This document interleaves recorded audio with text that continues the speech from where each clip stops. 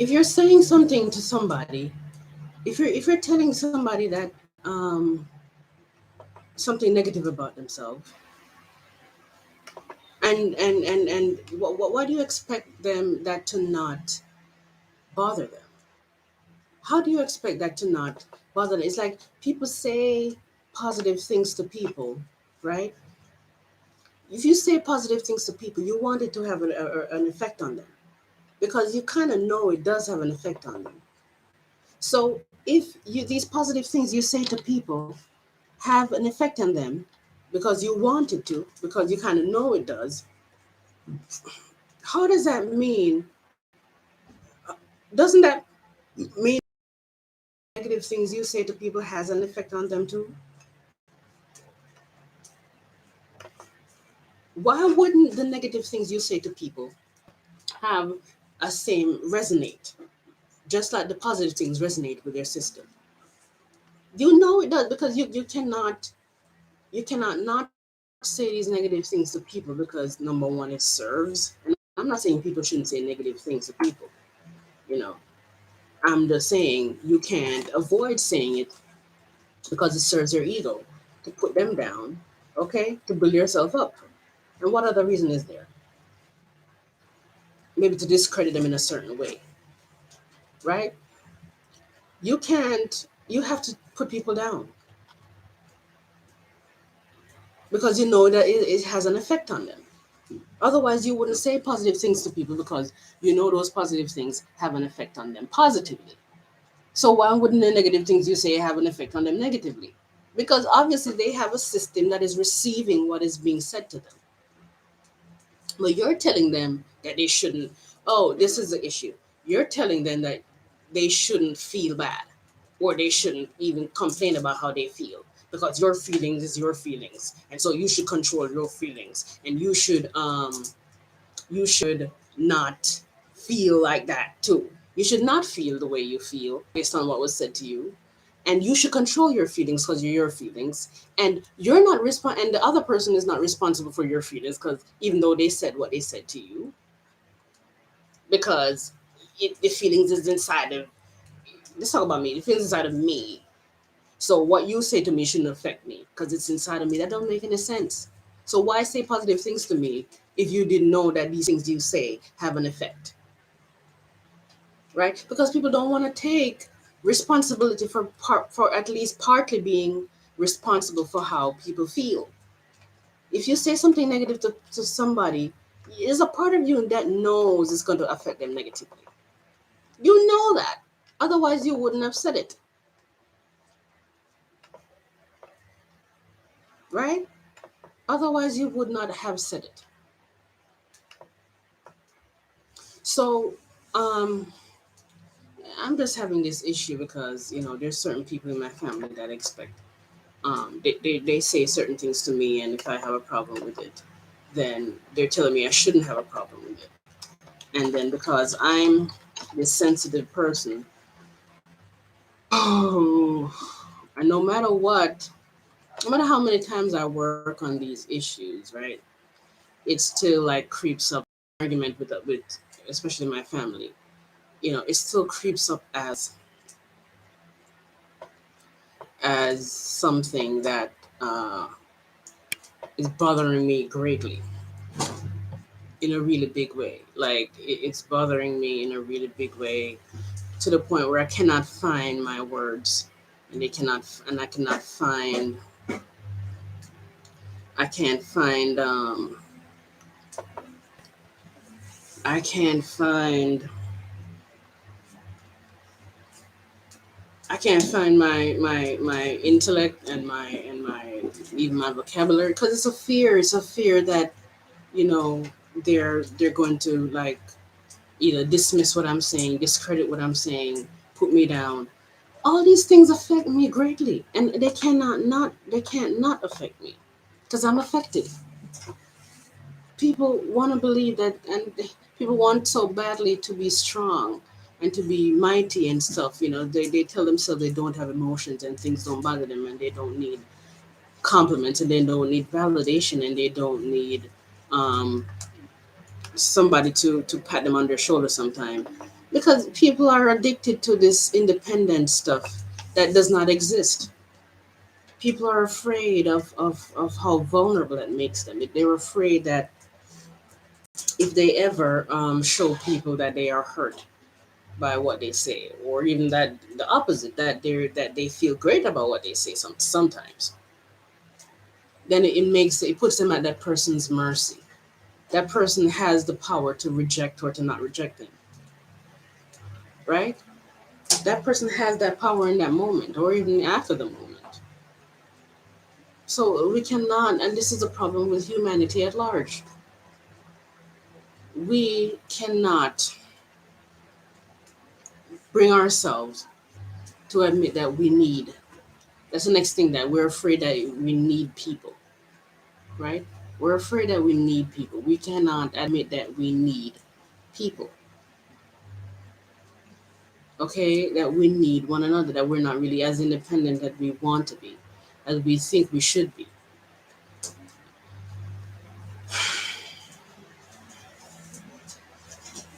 I've been preparing all week thinking that if I get in an argument with my family the next time, I'm going to be able to really convey my highest level of knowledge the best way I can. Every time I get in an argument, no matter how much I work on it, it brings up these feelings of I can't speak that way. Because they're really having a problem with me speaking with what they call an American accent. And I just came out just now and told them that I just speak it because I like it. I like it. When you talk to people like that, there's not much they could say after that.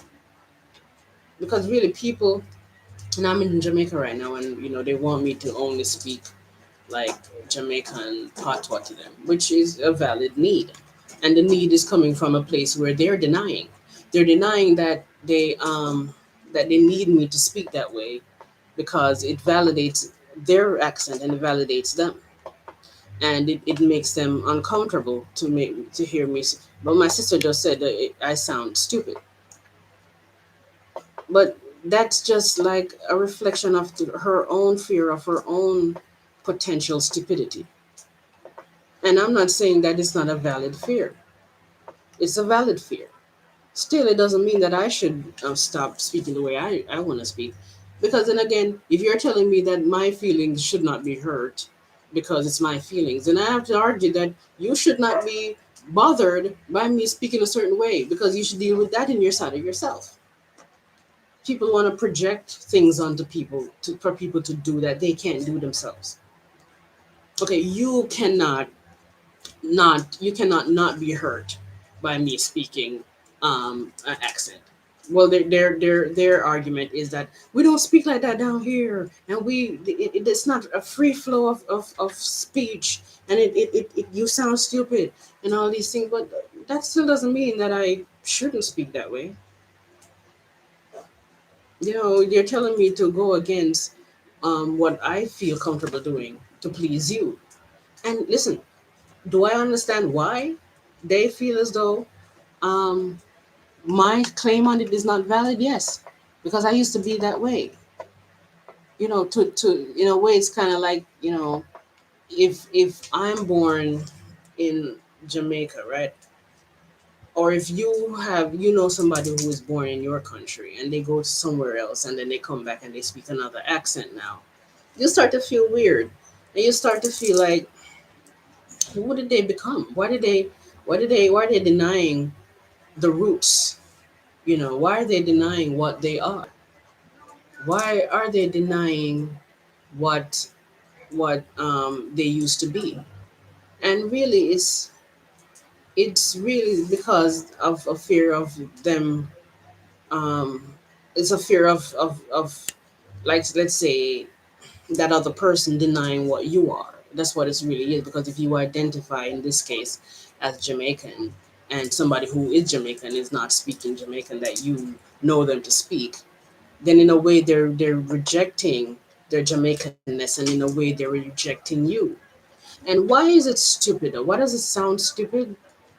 It sounds stupid because um, it sounds as if this person is trying to be something they're not, and in a way that becomes something stupid to people. It becomes a issue of stupidity, and it makes them cringe.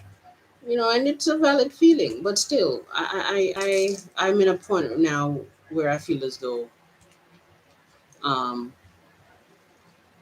I'm not going to continue to let people's cringing and people's reaction and people's perception of me, no matter how negative, no matter how stupid they think I am, change who I want to be and change what makes me comfortable. Because if I am speaking an accent that I'm not born speaking, even if it's stupid and if it's something I like to do, I should be doing it because it makes me feel a certain way. And then one day I must have told my sister that the Jamaican accent is holding a lower frequency than the American accent. And what I meant by that was based on my observation and based on me being somebody that perceives vibration and perceives um, this damn thing won't get out of the freaking way, man, and perceives frequency, then that's what I observe. This doesn't mean that it's a bad accent. This doesn't mean that it's not a beautiful accent or a beautiful dialect or language or whatever they're calling it now. It doesn't mean that. And it doesn't mean that it has a low frequency either. It just means it has a lower frequency based on why it was birthed, how it was birthed out of. It was birthed out of a lot of pain. And there's a lot of pain in Jamaican slavery, believe it or not. And the reason why Jamaican are what they are today is because of things that happened in slavery. One main reason. Okay? Your history, this stuff is stored in your DNA. And so the accent itself is energy. And so whatever energy that was put into the accent, um, how many hundreds years ago, is still in there because you're still, to disbelieve it or not, you're still speaking it for those reasons too.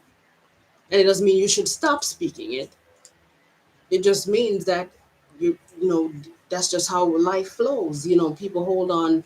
It's not even a matter of hold on. It came automatic because most people don't choose their accents. People don't choose to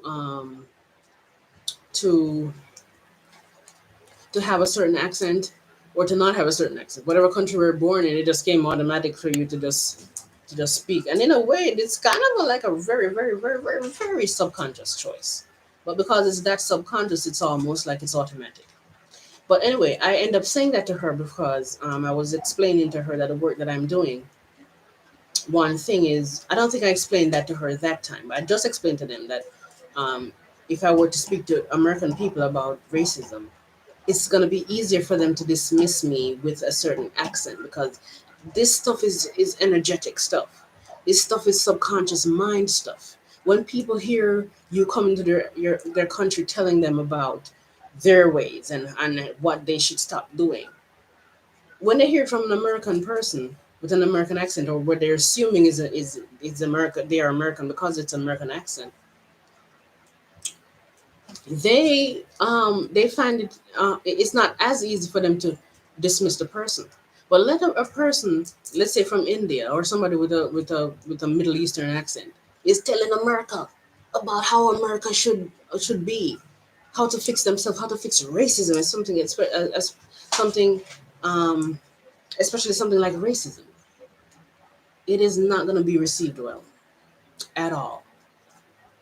And so, for those reasons, it's one reason why I practice speaking my knowledge stuff and my expert stuff and the information that I'm downloading in this accent. And so it became this automatic thing. And it's almost like a dissociative kind of thing too.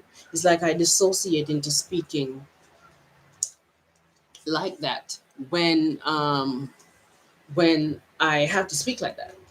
And so now there's this conflict of my accent versus how I need to speak, and it's a part of the dissociation process for me, speaking um, the certain way, and it's also connected to me streaming the knowledge through me, right?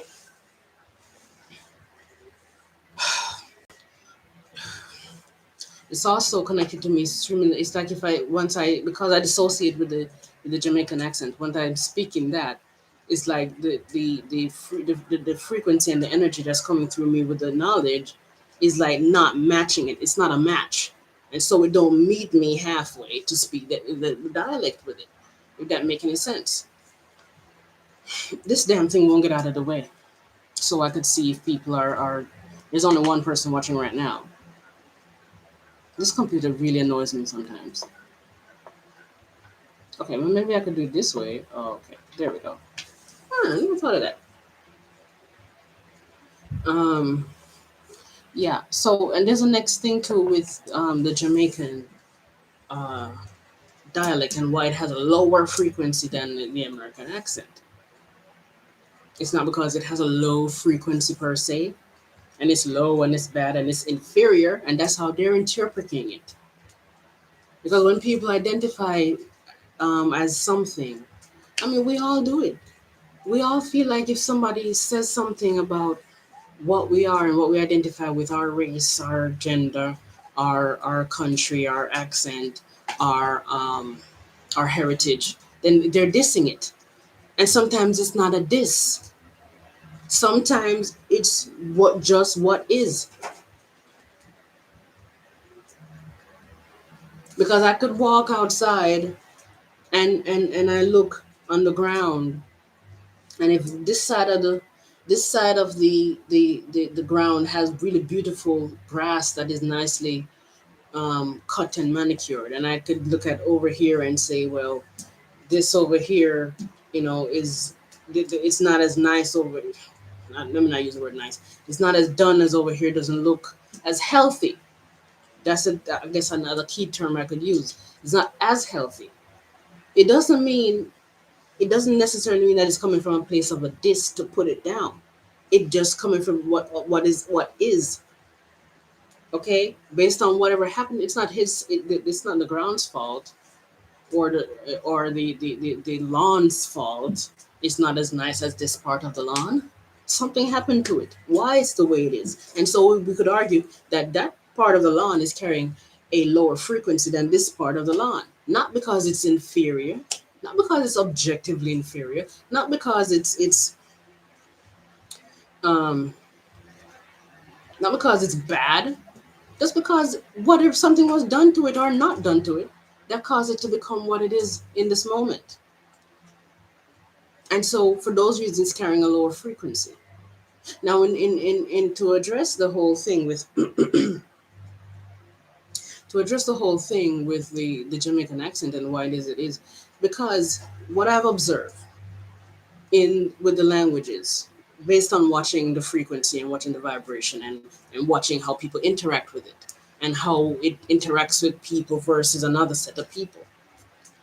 You could know the root of something, some things, only some things, based on how it's operating now. You could find out what the history of something is, or a certain thing, based on how it is now. And what it is sometime in slavery, and or even after slavery, the major occurrence of what was going on, it causes the slave to be rebelling against the, let's say, the white people or the upper class people who were enslaving them. And so it caused them to number one, create a dialect to go against what to go against the masters or the slave owners or whatever, the slavers, to go against them to hide what they had to say. That's one reason. And the next thing is to also rebel against them, because if you don't like somebody and their ways, and especially if they're different than you and they identify as different than you choose to not speak like them, because it's almost like speaking like them is becoming like them and you don't want to associate them. And so it became this kind of a let me not be like them. Okay, and what that is coming from is these people are hurting me.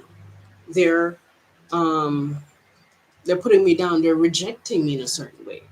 And so what people do as far as the rejection, the way we react when it comes to rejection is we reject the people that are rejecting us. Okay? We don't sometimes, or in our consciously, this is what we do. A lot of the time, subconsciously, we really want to run towards them because we want them to want us, and we want them to accept us. And I'm not necessarily speaking of a slave and a slave and and white people situation. I'm speaking in general. The people that are rejecting us, we don't want them to reject us. We want them to accept us and want us. But at the same time, that when we want them to want us, it means that we're bad. It means that we're weak. It means that we need people that don't need us and don't want us, and it makes us really like vulnerable. Really, I mean, it's in general people tend to be, get puffed up with pride and say, well, the people that don't want us, oh, I don't want them anyway. It's not always true. It's just that when people are rejecting us, we can't express that we don't want the rejection, or we don't want them to like us, because then it makes us we're in the position of the weaker one, or so we think, wanting people that don't want us. So now we look like idiots and we can't afford that. And so a way to deal with that, a kind of a coping strategy, is to reject the people that are rejecting us. And so that's what was happening in slavery. And so a way to reject the the white, I don't know what to call them. What do I want to call them? The white people in slavery time is to reject whatever they were, reject their accent, reject everything, and create this other thing. So I'm saying, because the accent itself is so immersed in that rejection thing, and it's deriving from that pain of the rejection, and a kind of abandonment. Whenever it caused the accent to have that, to be carrying the low frequency of the rejection and all of that stuff.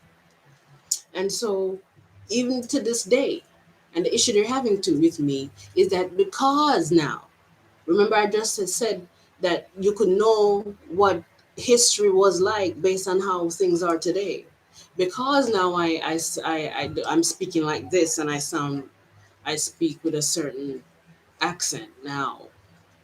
That same feeling of being abandoned is being creeped up inside of them. That same feelings of rejection is being creeped up inside of them. It's like, if I'm rejecting the accent, then in a way I'm rejecting what they are. And I'm rejecting what I am. They put it on me. But it's really about them. Because you never, ever, ever have a problem with what people are doing without it being a problem onto you, because coming from your own pain. But you're not going to take responsibility for that, because that's just too vulnerable. It's too it's too painful and too vulnerable to admit that um, that somehow you need this person to identify with you to make you feel better about yourself. You're not going to say that, because that shows up your vulnerability, shows up your pain, it shows up your needs, your emotional needs that you want to hide. That makes you to you put them at your put you at their mercy. And so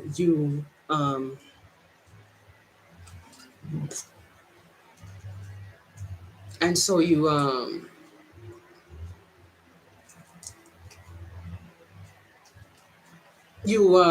decide that you're going to reject them, in general, and put it all on them, and say, oh well, we want you to speak this certain way because something's wrong with you.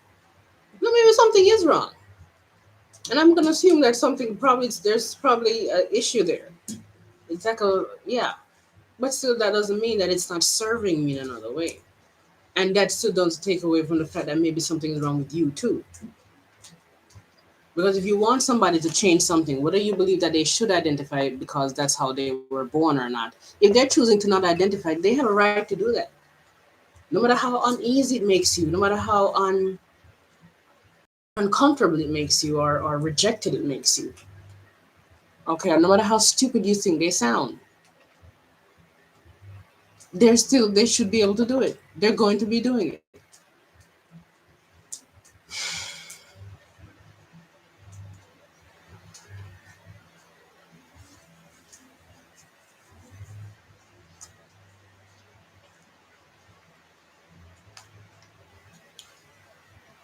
Now I know I could do this right here. There's one person watching. I wonder what it's gonna take to have more than one person watching, to have more than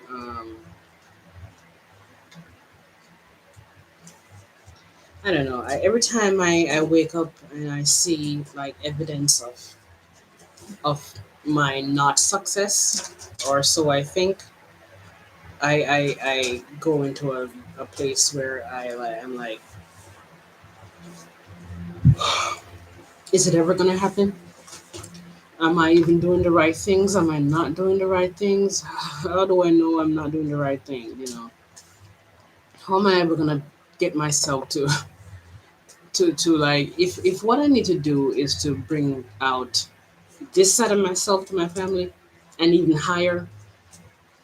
I still kind of find it hard doing it on camera now, even though it's way easier than it used to be, thank God. um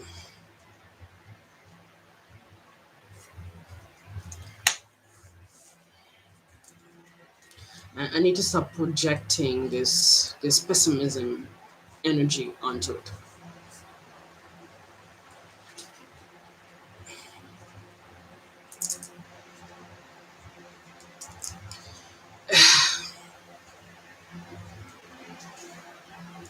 Because whenever I start thinking negatively, life attracts like, so I think this negative thought, so it attracts another negative thought that is similar to it, and it attracts another negative thought that is similar to it, and then I start to go down into a, negative thought, negative thought, negative thought, negative thought. Now I'm just negative thought, feeling, energy, attitude, expression.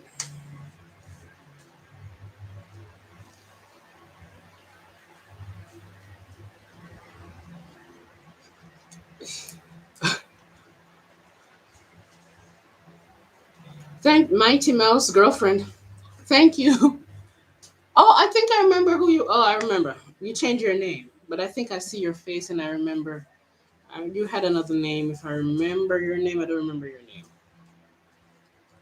Wow, these are the same people that have been watching me for some time now. How are you doing, by the way? How are you doing? Because I know you were having some issues in your life, and I'm still having issues in my life. Yeah, yeah, yeah, yeah. I don't know if you want me to call the name, but yeah, I remember that. Yeah, now that you, yeah, I remember the name now.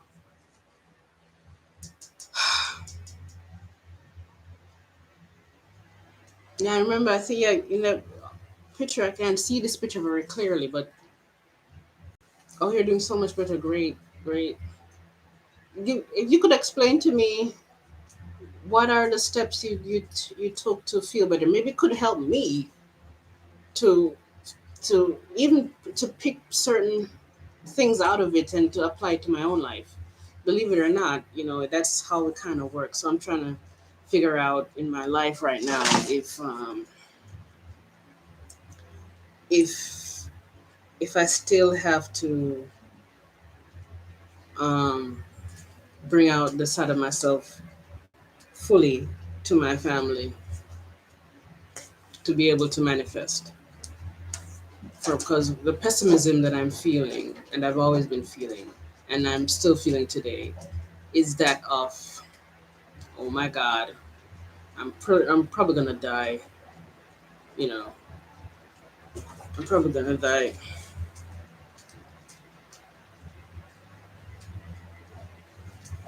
Oh, your divorce is okay. Ooh, you had a divorce. Well, if it's I think I remember certain parts of your story. But it seems like it was the right thing to do, because if you feel better, then it was the right thing for you to do and keep moving forward, right? I just want some. I wish there's a couple people on the internet that are experts that I trust their word over every other expert. That I could that there's something I need to do that doesn't have to be me speaking a certain way, speaking my higher self knowledge. and level in front of my family to manifest.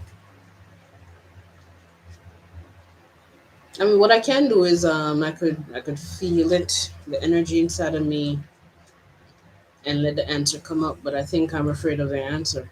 I'm pretty darn sure I'm afraid of the answer.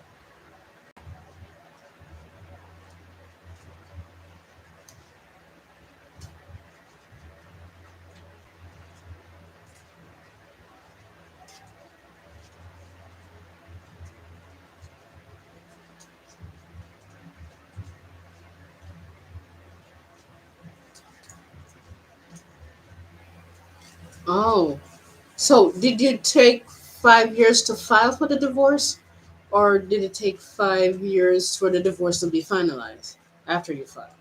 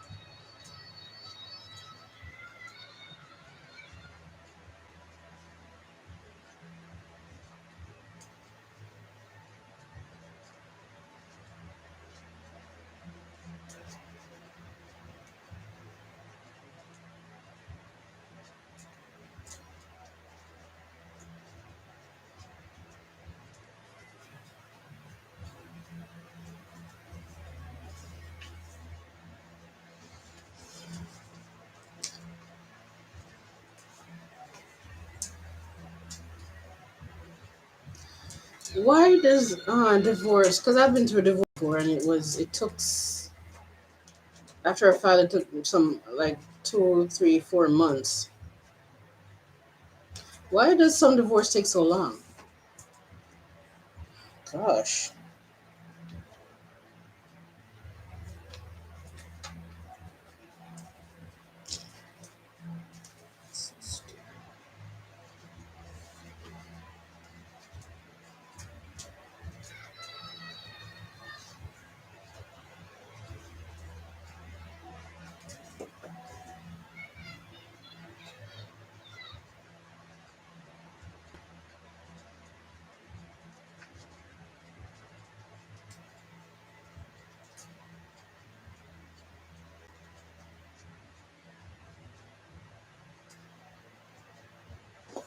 Yeah, but I'm not gonna be able to share everything with them.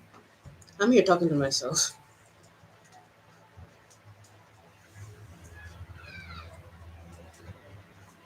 I'm oh, I know we. I didn't know I did that much for you. I help you help me to be strong and less afraid after he made me homeless for trying to leave him. I was homeless not so long ago, so I get it. It's terrible and a terrible feeling. But yeah, I didn't know that I oh, you're welcome. I didn't know I did that for you.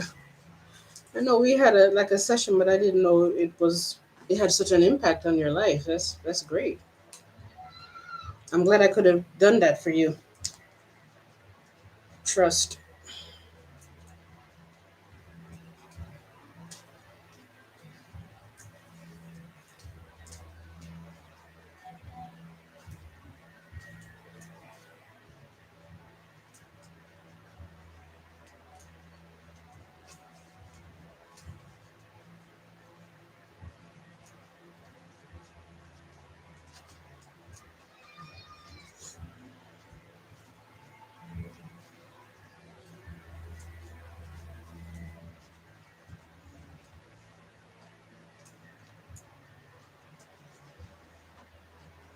So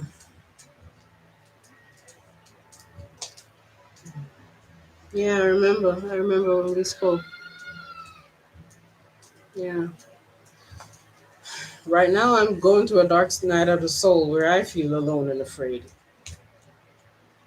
because the whole family is against me for a bunch of different reasons, which I can't even um,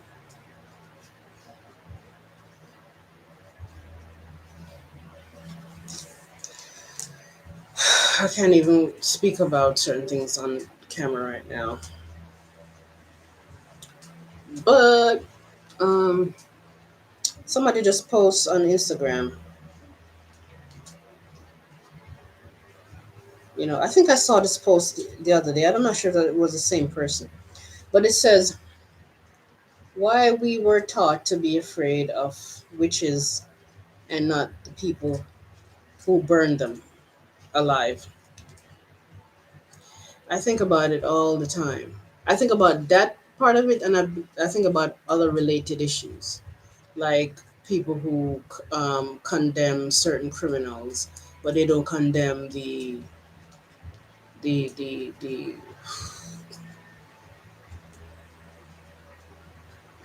don't condemn the death penalty, and they don't condemn somebody who wants to kill the criminal for like you kill somebody, so I'm gonna kill you for killing that person.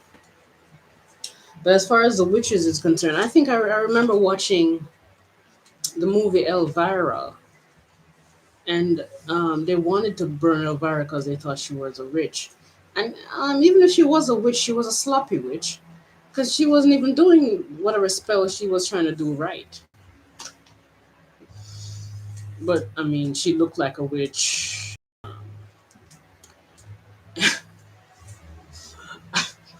And I mean, if I saw her out in the world, I probably would think she's a witch.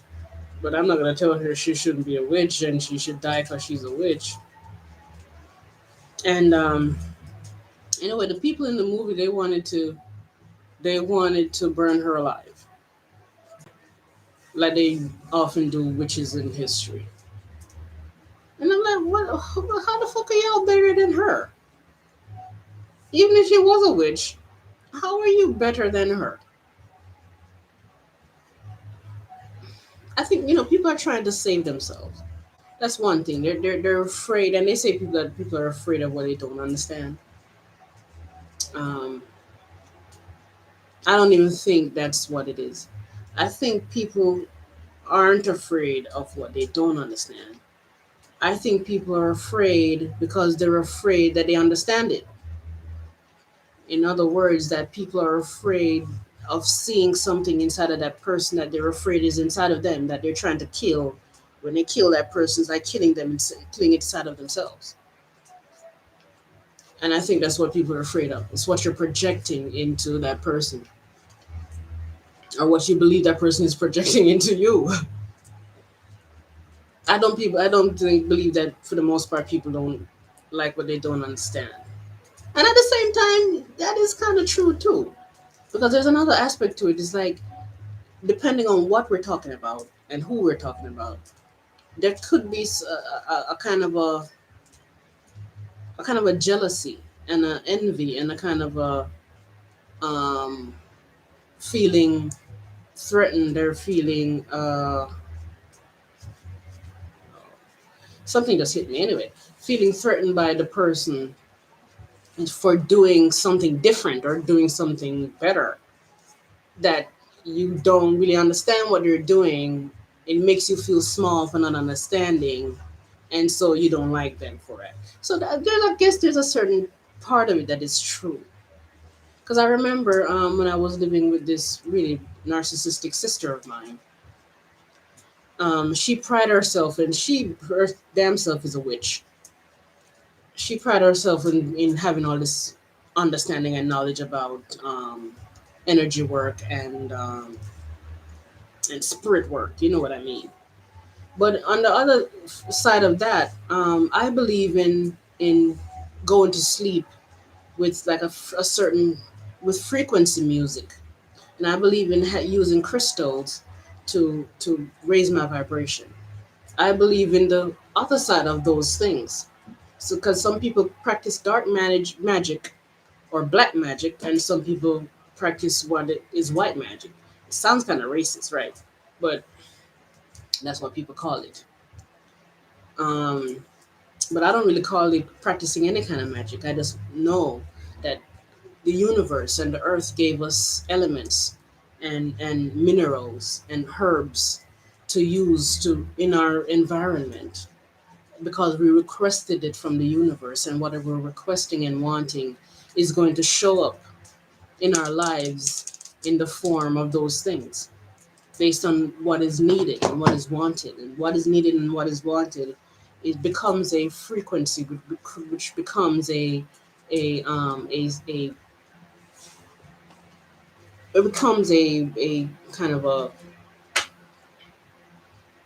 point or a center of of magnetism that pulls things towards it as a frequency to to ultimately use whatever sacred geometry and elements to create those things based on what is wanting and thought desire. I digress. I'm just saying that the universe gave us these things to use out of our advantage. Um, the earth gave us crystals and gemstones and all these things and herbs and fruits and even food. The same reason why we eat food. And and I believe in using them to in your environment to cleanse the energy in your environment. And so she saw me using certain things and listening to like a certain kind of music, and because she did not, it doesn't resonate as her kind of stuff. She didn't know what it's about, because she has an altar that she has a lot of dark shit on that she used to do harm to people and shit.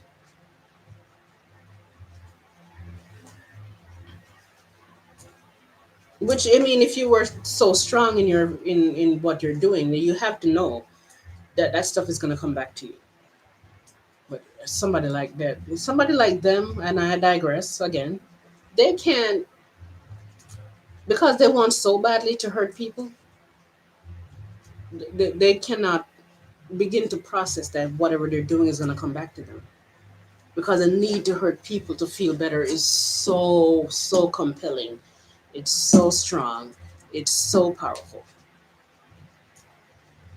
So they can't afford to not hurt these people. Anyway, I digress.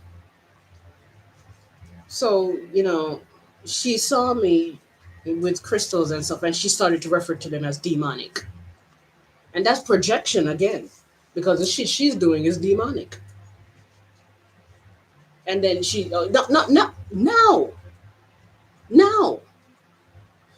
Here's the biggest thing now. Now she's saying I'm in the Illuminati. Because according to her, the things that I were doing is Illuminati stuff. And I'm just saying this to say that when people are saying people don't like the things that people hate what they don't understand, it's not entirely true, but there is some truth to it. because it's like they don't understand it. It intimidated her. She saw it and it feel as though, oh my God, I don't know about those kind of things. Who the hell she thinks she is to be using those kind of things? So I mean, I should be using them and not her. And so you condemn it. She condemn it because now she's all self conscious that she's not the one who is exposed to these things now. Um, so now she's telling me I'm a witch. I'm the Illuminati, and I'm these all these things that she is. I mean, all this woman does is project. So yeah, I'm just saying this to say that there is kind of some truth to it. And I started talking about the post of um, why people were less afraid of the people who were burning the witches than the witch. And again, people, they don't understand um, what a witch is, because you could have a witch that does horrible things, and you could have a witch that does good work. You know, energy work and what is known as witchcraft is a tool. It's like a tool. It's like a pen is a tool, or a fork or a knife. A knife is a tool. Okay, a wrench is a tool. What the other things? What do they call that? I don't remember. But you could use a wrench. I'm assuming they call it wrench in everywhere in the world. It's a iron thing that made from iron, and they use it to do certain things. You could literally use it to kill somebody, and you could use it to do what it's really made to do, because that's how tools are. And so witchcraft could be like a tool. It's the intention you put behind it that makes it bad or not bad. So I mean, so people, they would see somebody like Elvira, and let's burn her alive. She's a witch. Let's burn the witch, because they don't really know what this person is doing. They don't understand it. And so, and that's the next thing, is the next reason why they have to burn the witch is because they are they have to make sure they follow what everybody else is doing. So since everybody is saying burn the witch, they start saying burn the witch too. But it doesn't just start with everybody, because there has to be a root cause, or a root influence, should I say, of something that is so powerful, that caused that it became a reason why everybody started to follow it. Because everybody's not just going to follow something so much without there being a powerful root influence. And that root influence could be an idea, a book. Hold on a second.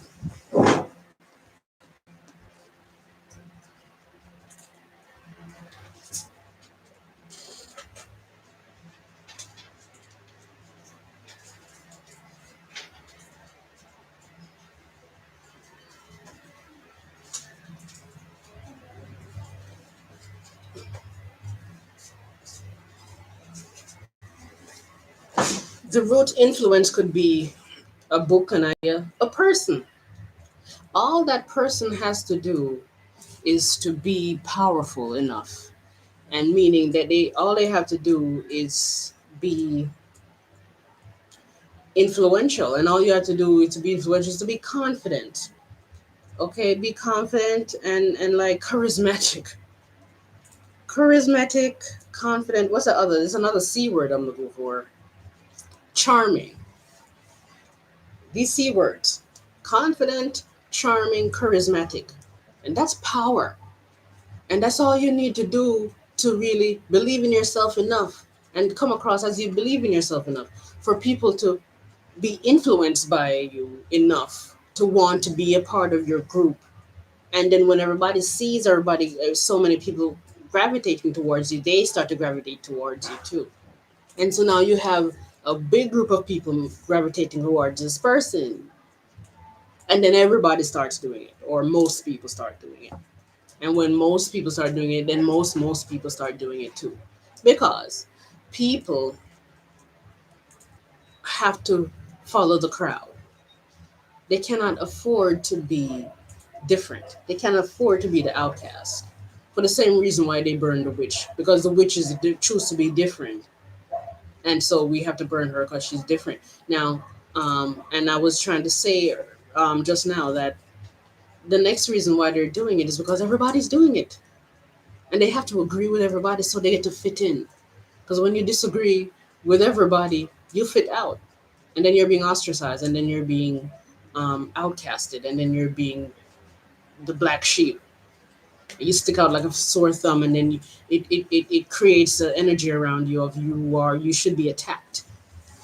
You're going to be attacked, and and that's painful. That's painful for me. Even though I'm choosing to face the pain. The pain is there. The pain is there, and every day I wake up in that pain, and I try to face it in increments. I say certain things to people in my family right now in increments, because number one, I can't not do it in increments because I really cannot find my higher self around them. And every time I hear them coming or their footsteps coming around me, um, I get nervous, and then I shut down and I dissociate.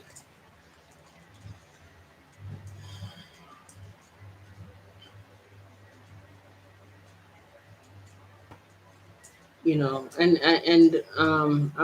I'll go back to what I was saying, but it just hit me just now that I feel like I fear being a loser, as in um, the person who did not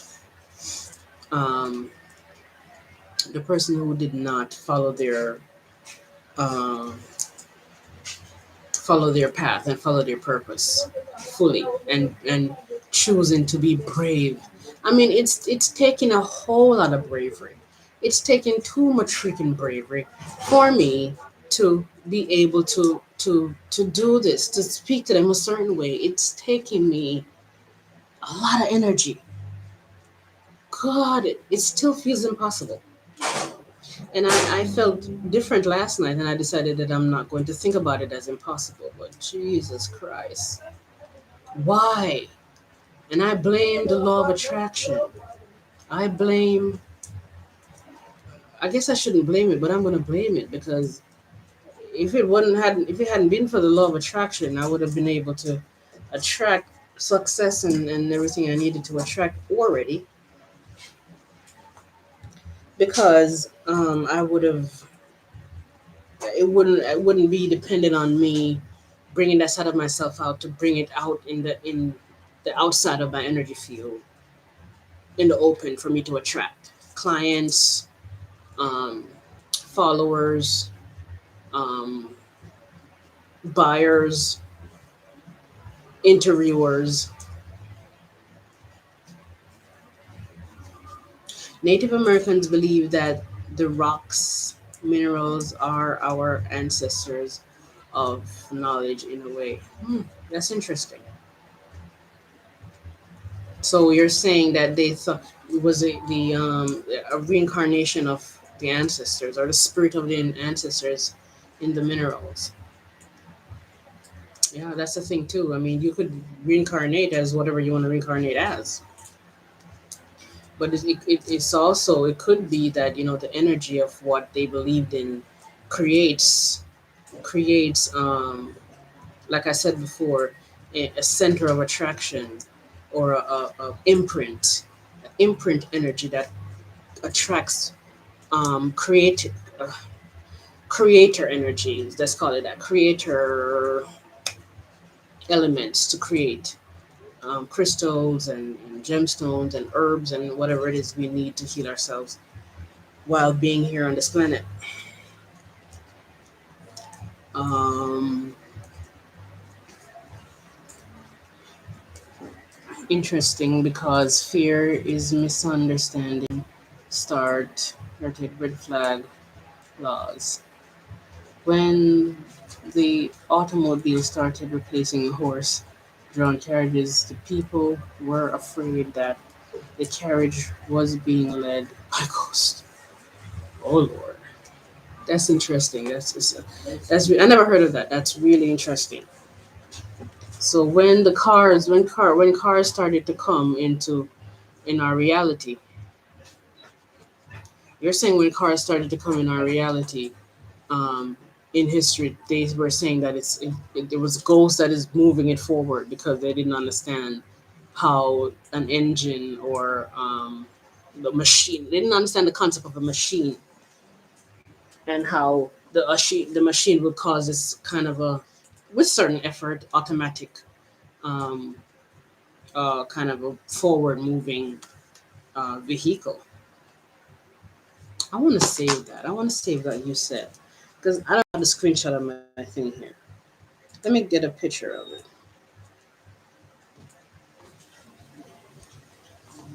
Years. It was being moved by ghost. Come on, I want a nice resolution thing.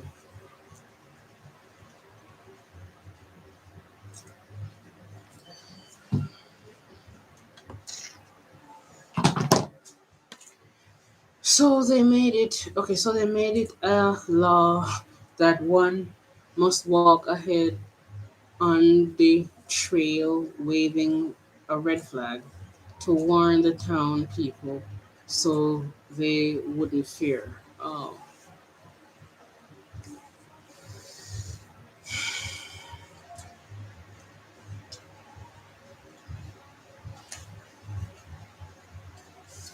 wow, that's really interesting.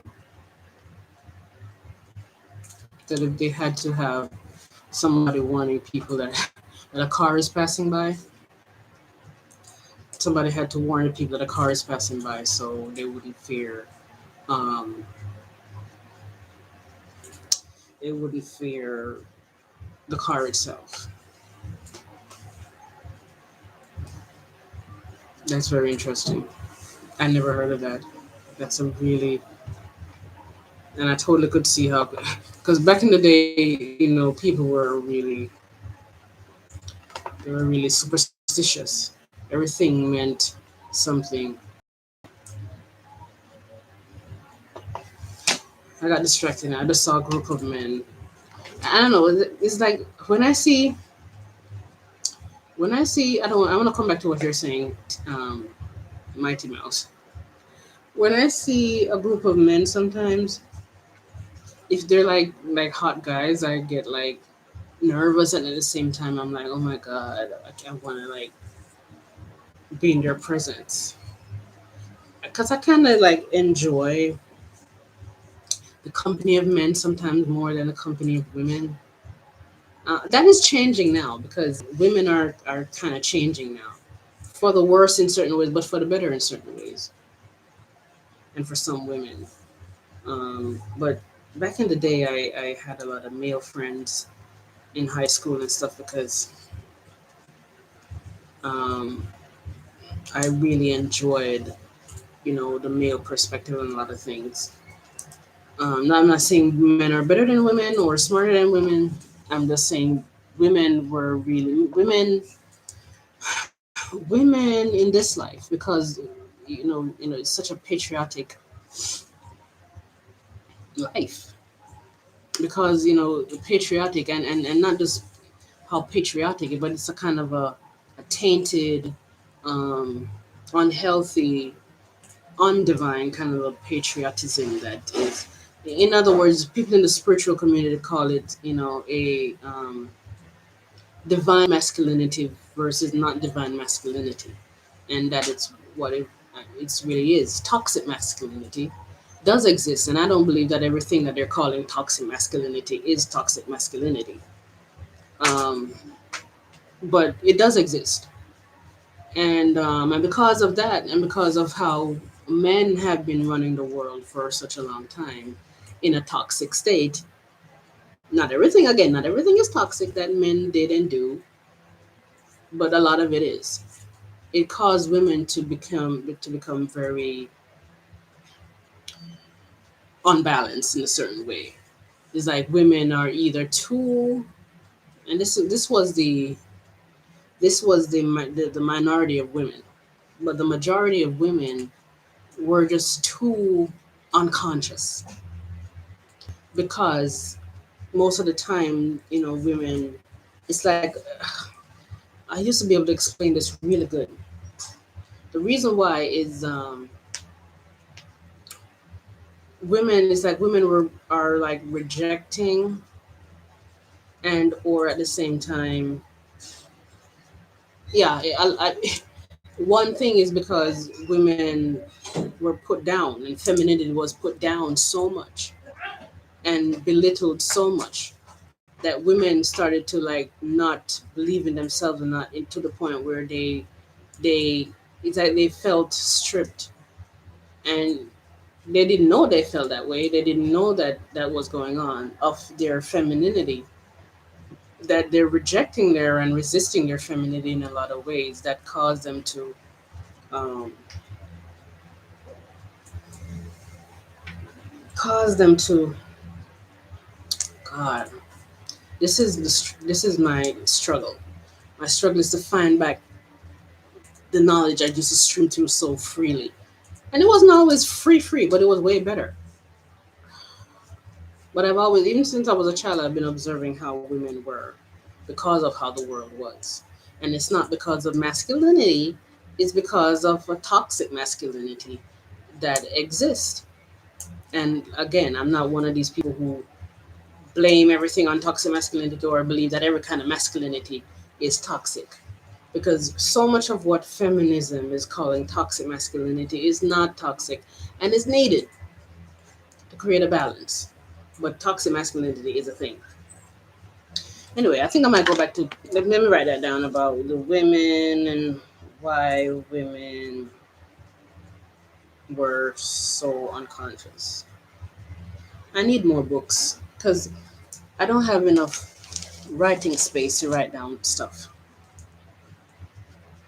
Okay, so I always got along better with men as well. They were more honest, it seemed, in my experiences, and easier to understand, less dramatic. Yeah, yeah, it's the same thing. I guess I could continue trying to talk about it since you're talking about it, Mighty Mouse. Uh, whenever I say the name, I laugh.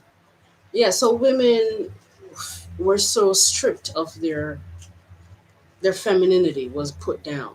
That if women's femininity wasn't so belittled, there's another word I'm looking for. Then women would have found it easier to like tap into her divine femininity and be able to think with more clarity and use their intuition better. And I don't want to use the wrong words here because if I use logic, then a lot of people are going to come down on me. But yeah, logic. Um, Not that women aren't logical, and not that logic is the only way to reason and the only way to think, or even the best way. But logic is very much needed. There's a reason why half of your brain is big on logic and the other half is big on other things. Because all of these things we need. We need the logic and we need the rationality and we need the reason and all these things for a reason. Because when you combine that part of the brain with this part, it's like it's easy to use. Like like we have creativity. This is the right. We have creativity and free flowingness and spirituality and all these other things on the left side of the brain, and logic and rationality and linearness and structure and all this stuff is on the right side, but they're both needed to understand one another. It's like the I think I heard some source refer to the left brain as it looks at wholeness and the right brain looks at parts. And it's true because that's what the right brain is all about. It's about analyzing, it's analytical, it's logical, it's masculine, it's square, it's structured, it's linear, it's straight. All these things. You feel how these things are related and similar. They feel like they belong in the same energy. And over to the left brain, you're dealing with spirituality, intuition, feelings, emotion, all these things. So we're using the right brain to analyze the these things over here and to understand them. And at the same time, these things over here is wholeness of the parts of the the workings of the right brain. So they're both needed.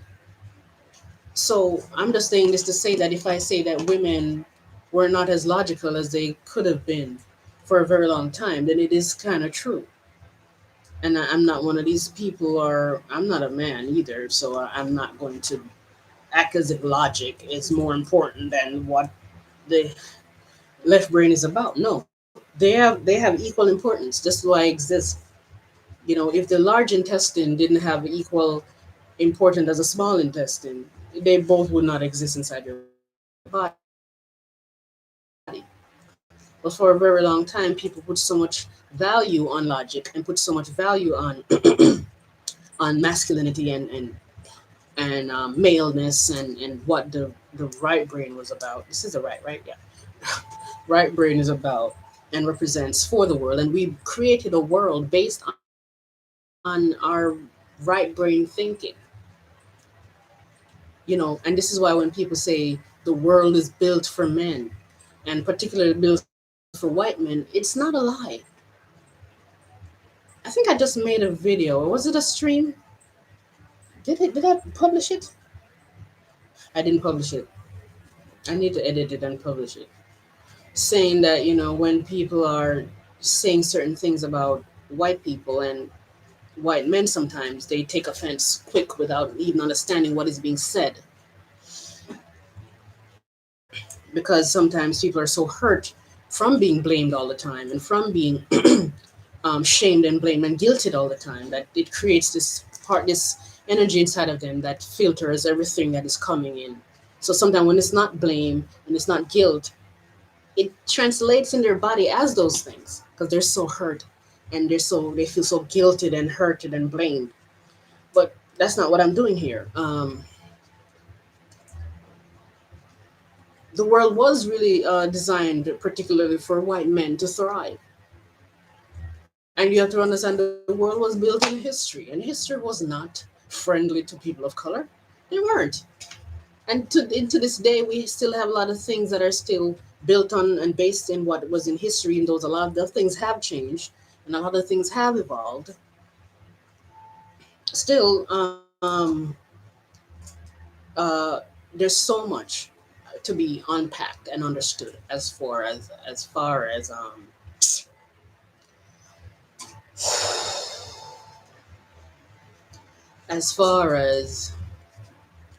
how in history and in present day, or should I say, how history and the dark side of history and how it was built, particularly for white males, is still influencing how it is today. There's so many ways to come up with examples and different reasons why it is. I just feel like I suck at that right now. I suck at coming up with examples.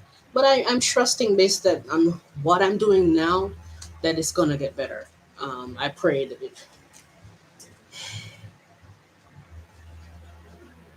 Hold on. There's a point that I wanted to make. Yeah, about white males. I don't know if I'm gonna remember if there's a. Okay, what are you saying now? When I used to get flooded with information from beyond, it would feel like a burning energy in the left side of my head. Have you ever felt that? I can't say that I felt a burning energy. What I did feel was a kind of a bliss, kind of a resonance of like clear bliss. That's how I could like, if I could, in a, it's an ineffable kind of a thing. I can't quite put it into words, but if I were to try to put into words, it would feel like this. I perceive it and sense it as just this download. But if I were to put it into a feeling, it would just feel like like clear. If water could have been, if you could put a lot of positive oxygen energy in water and just have it pour over your head, that's how it would feel. But it wouldn't feel. Of course, it's not a physical feeling, and that's why it's so hard to explain. But if I were to try to put it in a physical way, that's the best I could do. But I can't say I felt a burning feeling. I would get headaches sometimes, but I think I attribute that to just kind of overthinking things, trying to hurry up to write down stuff that I'm receiving. Yeah, I think um, I used to get some headaches. I don't know if it was because I was receiving stuff. I think it's because of me resisting certain things about receiving it. I think I'm suffering. I think I know I'm suffering the repercussions of that, and I wouldn't even call it repercussions because I didn't choose it. I didn't choose. I got 11-11 just now. 11-11. Yeah, I feel good. I didn't choose to deliberately um, resist what I was receiving, and I'm I now that I'm in Jamaica now, and I see how the reaction from my siblings of me being this or trying to get them to understand that I have something going on with me that maybe isn't going on. Well, it is going on with pretty much everybody, but to the degree that it was going with me and that it can and that it is, the average person is not pulling in as much information as I was around 2013 to 2016. And ever since I was well, when I was born, I was receiving information, but around that time it became even more for a couple of reasons. So now that I'm here, I'm watching their reaction, and of course this family caused me to dissociate and not be able to bring that side of myself out. And now that I'm speaking with a certain accent, it doubles the rejection, you know. But I just told them that I just freaking like the accent. I mean, I guess I could try to explain why, but I think like earlier I was explaining why I use the accent. It's a lot of esoteric stuff. I think that's what I need to do is explain things to them like that or in a higher way.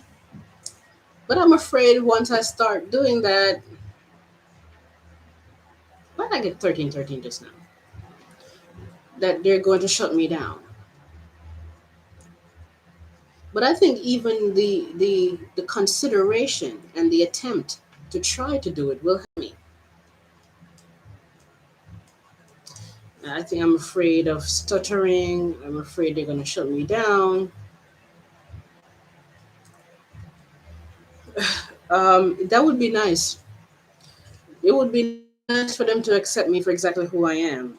That would be ideal, but they're not going to. And when you're around certain people, and when they will never accept you because the resistance and that they are pushing up against who you are is too strong, which means that the pain that is backing it up is too strong for them. They cannot just push that pain aside because that pain is coming from a lot of some jealousy involved, and there's a lot of feeling of rejection and feeling inferior involved. And these are the biggest issues that creates pain for people and could lead people into even murder, things like that. So it's hard for them to ignore that and to accept me. What I need to do, and I need to find a way to do, is to accept that they won't accept me. And I kind of accepted that. I still fear the rejection and the ridicule and the I'm so hungry. I still fear the ridicule and the rejection and the um,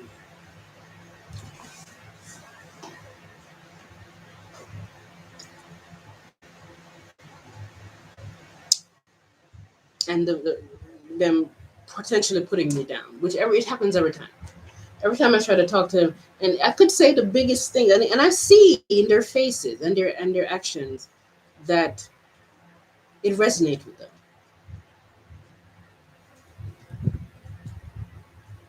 I see that a lot of the things that I say resonate, but when you're the scapegoat of the family and they see you as small, and especially because I'm the last child,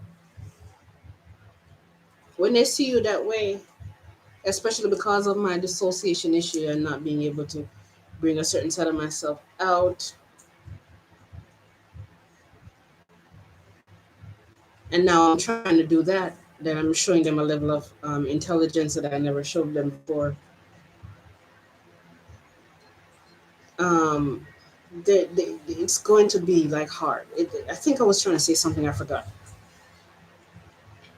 You know, it's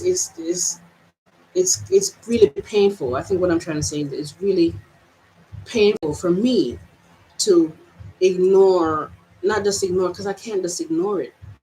It's like I go around them and I cannot bring it out, and I cannot force them to listen to me. That's the thing. But every time there's an opportunity to talk to them about stuff, I go around them, and if I'm practicing what I'm going to say, because right now I could sit here and I could speak well and I could practice what I'm going to say. It never works like that.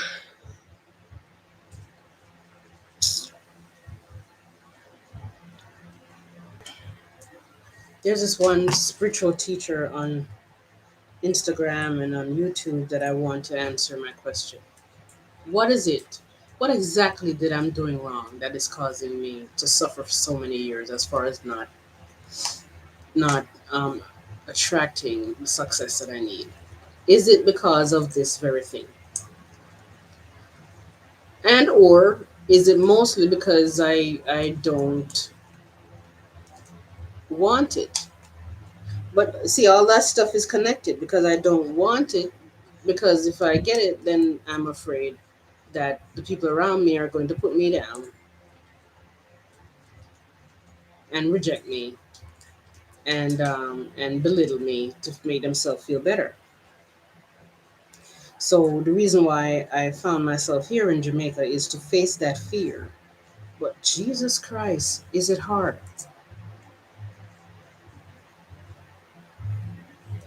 So Mighty Mouse. Um, it's hard to accept. I mean, think about it. If if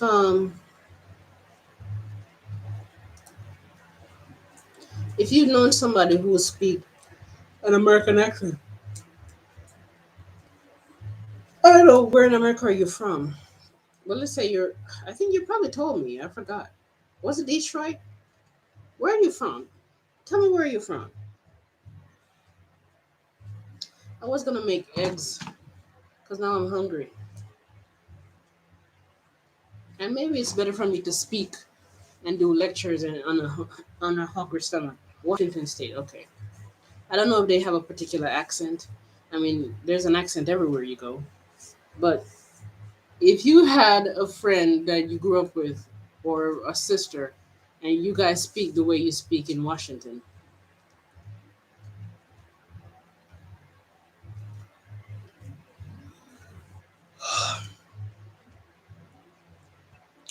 and that's how you know her to be.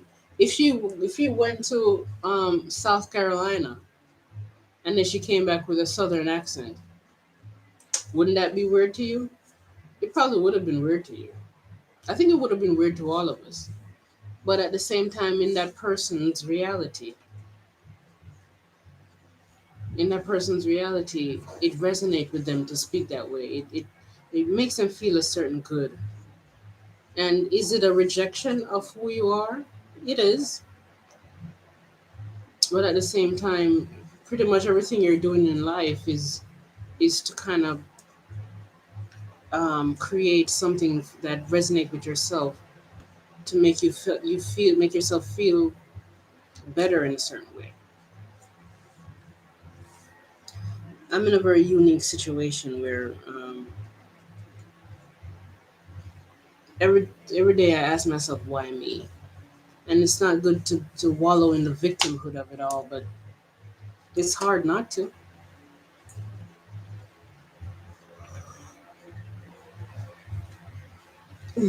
I think what I'm gonna try doing, I think what I'm gonna try doing tonight is,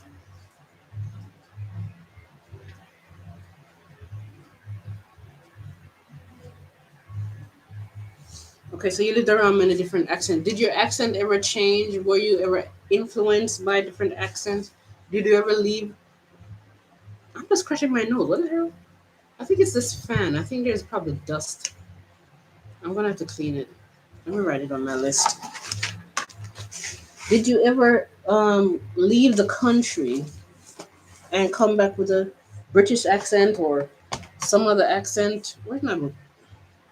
Or any accent, even in a southern accent? Did you change? Did your accent change at all?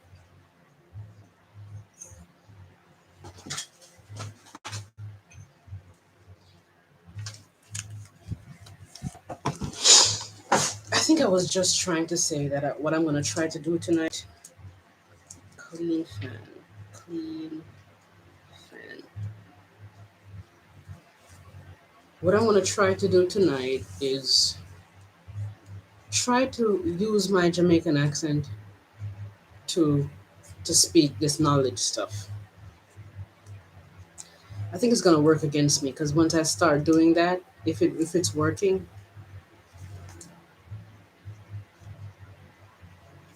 it's just hard to use big words and a vocabulary with the Jamaican accent because it's not about that. And that's the next thing that happened in slavery. Okay, these slaves, they they weren't allowed to education, and so education is associated with the slave master and associated with white people and associated with upper class people. And so the accent was about rejecting intellect too, and it was also about rejecting um, a certain vocabulary, because if a certain person is using that vocabulary, it means that they're speaking the language of the rich, but sometimes white people, which means it feels like a rejection and an abandonment unto me, and so I have to continue to speak my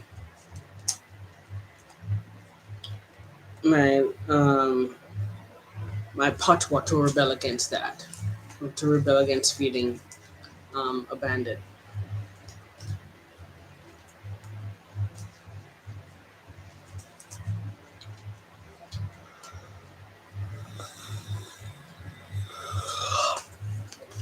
I'm yawning because I know I'm not gonna go back to sleep.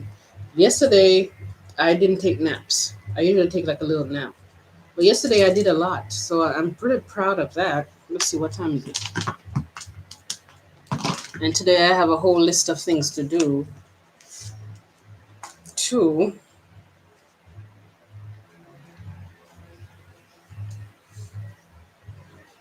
Okay, but at least I'm getting this out of the way because this is on my list too.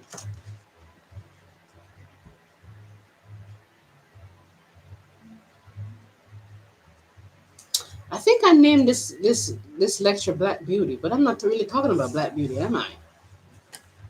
And I really don't feel like talking about it now. Maybe I'm afraid, but really I'm hungry. The live that I did the other day, um, there was a couple of people there, but there was not many people.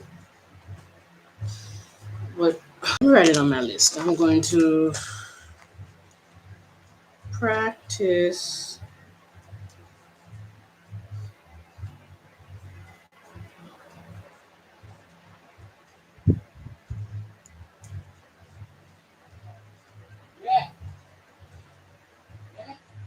I don't know if it's going to work.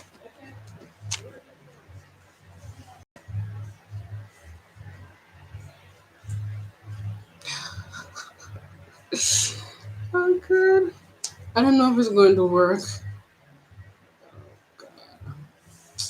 it sucks when you're born one way and people know you a certain way, and then you identify with something else that resonates more with you, and you can't really be it because they're judging you, and you're watching them judging you, and you know they're ridiculing you, and you hate the ridicule. You feel rejected. You feel powerless. You feel a fear.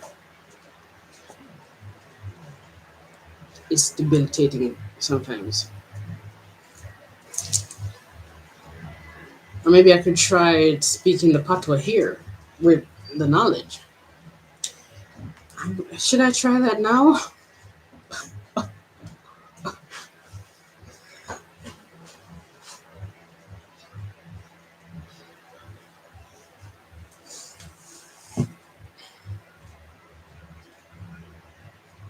This is going to be embarrassing if I try it. But I think that's what I need to face is the embarrassment. You said sure, as in try it. You're trying to cringe. Is that what you mean by sure? Mighty Mouse?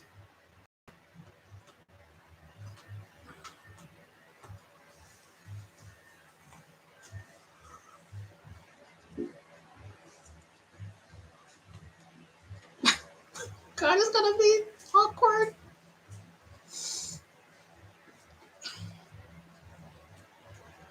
Okay, so the topic that I was just talking on is why women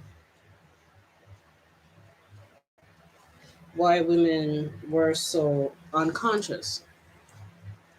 Okay, but let me try to do it in patois.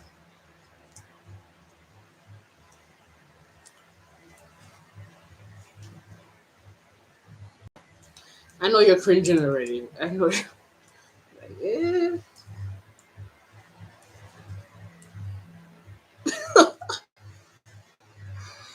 Okay, okay, okay. This is gonna be a struggle. Thanks for being here to giggle with me. Okay.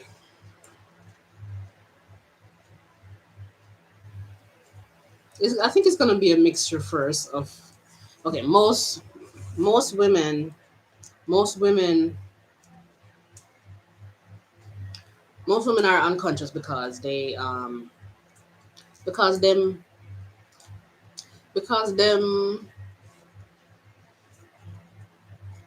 because them okay, I have to merge the knowledge with the accent, so that's gonna be a little bit of weirdness. Because them been living in a world where that is dominated by men, and so the men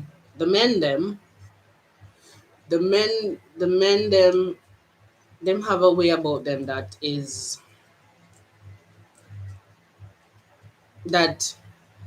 that pretty much stripped women of their femininity, and because them strip the women them of their femininity now,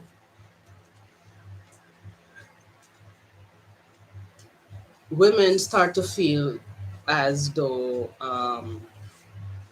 women start to feel as though they can't express them femininity in a way where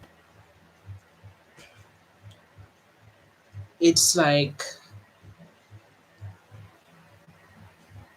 they can't express their femininity without it being put down.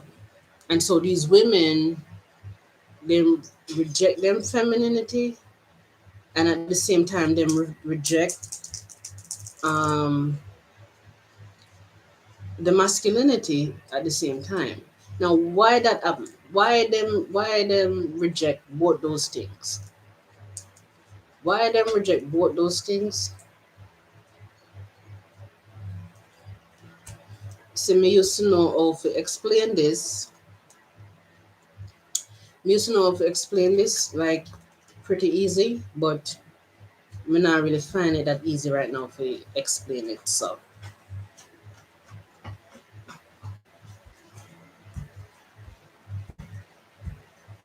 and it's because so much of what I knew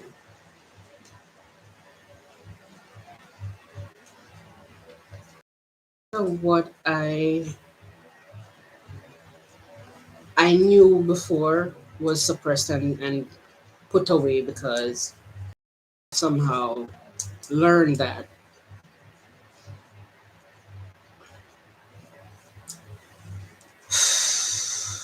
because there were so many other people doing some of the same work, and because I suffer from a trauma of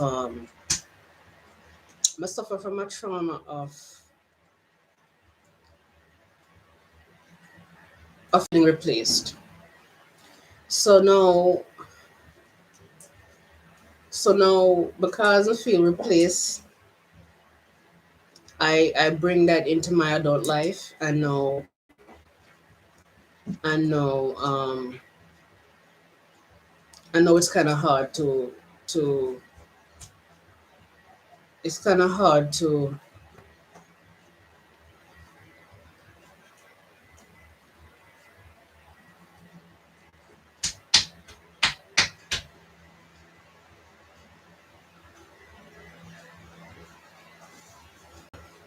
it's kind of hard to attain back and access some of the accent not accent the knowledge that some of the knowledge that were lost because I felt so replaced when I saw other people waking up. And of course you can argue that is also jealousy, and it kind of is, but I am not different than other human beings. I have jealousy inside of me too. So hold on.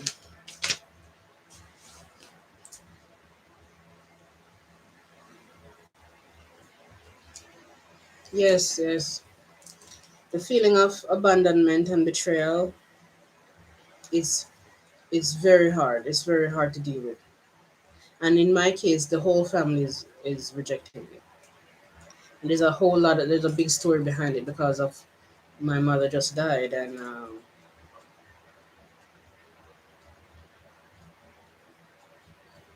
my mother just died, and how and the decisions I had to make um, involving her. I mean, there's so much. There's so many twists and turns to it. I'm not going into it in this video, but I think something just came to me, and I was just trying to talk in the accent about why women have been a certain way throughout history. But no, that no, I kind of veer off into something else. I think what I veered off into is if I explain to them that if I explain to them, say, I don't know if you can see, I'm trying to do something here, and I can't use a marker. We can't use a marker because the marker I go cause the marker I go cause it to be too big, so it's not gonna really show. But if I explain to them that the reason why I speak in an American accent with this knowledge stuff, one reason I think I explained one reason is because of how American people receive me. That's one reason. The next thing is I like the accent, and I admit that to them out there. The next reason is because I've been practicing it for so long, the knowledge, say this is the stream of knowledge coming through, and it would just resonate with me speaking. That's me. It would resonate with me speaking the American accent, right? I don't know if you could see it. It resonates with me speaking the accent, so it come through that energy venue because like the energy that you use in your everyday life, it becomes a source, or like I just said, a venue for whatever resonate with it because you've been practicing it for it to come through there. So when if I start to speak patois now, is that patois is not used to it, and so this is me. This is the other side of me here. I don't know if you're seeing it. It's like the dissociated me with the patois, right? So the knowledge is streaming through here with the accent, with the American accent, the Amer accent. So I think what I'm trying to say is that the whole patois versus this is me and the patois language dialect accent, um, and me not being able to find it while I'm speaking and it with the knowledge is a dissociation process. Okay, so it me dissociate, me dissociate when me you see it's so awkward when you're trying to use a certain vocabulary with this Jamaican thing. It just feels awkward. I don't know if it makes sense to you, but Mighty Mouse, does it make sense to you? It doesn't understand. You understand what I'm saying about the. But at the same time, because I'm so afraid to speak the American accent around them still, and speak this knowledge because it's such a big knowledge. It's like twofold and maybe even tenfold by now the amount of pain I'm feeling. So it's like I have to really work on doing that, and I have to deal with the accent part of it, and I have to deal with the big knowledge part of it, and they feel it feels impossible to do. I think, yeah, I think I need to overcome one of them to begin. Start by trying to overcome one of them.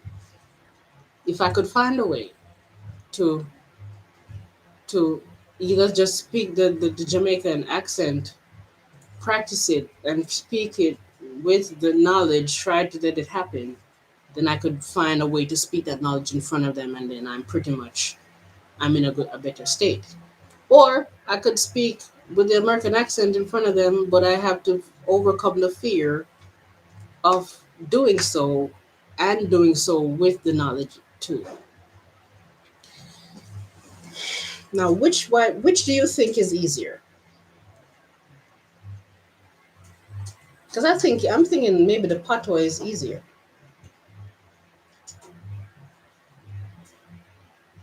If I mean if I need to, if this is what I need to do to be able to attract for following, attract success, attract um, this career, because now it's boiling down to a point where I don't have food because the whole family is against me and nobody's really big on feeding me because now I'm in a place where I have to provide for myself and I can't because I'm not attracting money right now.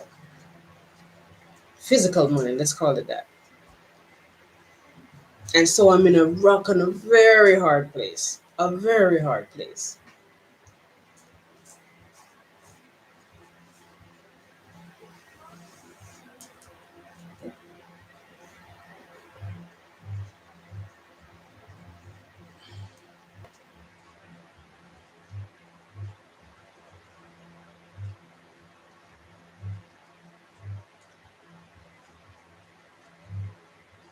I'm wondering if the universe,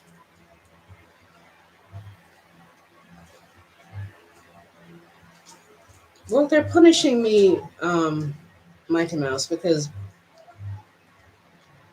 it makes it really the root issue. What they think they're punishing me for, but they don't think they're punishing me. That's number one. Um, the main the what they think they're punishing me for is because it makes them they look at me as stupid for doing it. And when you look at people as stupid for doing certain things, it makes you uncomfortable because it's mirroring a kind of a stupidity inside of yourself that you hate. or it's mirroring something inside of yourself that you feel like you're prone to doing, or you feel like you might end up doing, and you don't want to face inside of yourself. What I mean by that is that maybe they're afraid that the thing that I'm doing, that it could happen to them. And it's crazy because I just told my brother that, listen, when you came back from America years ago, you had an accent.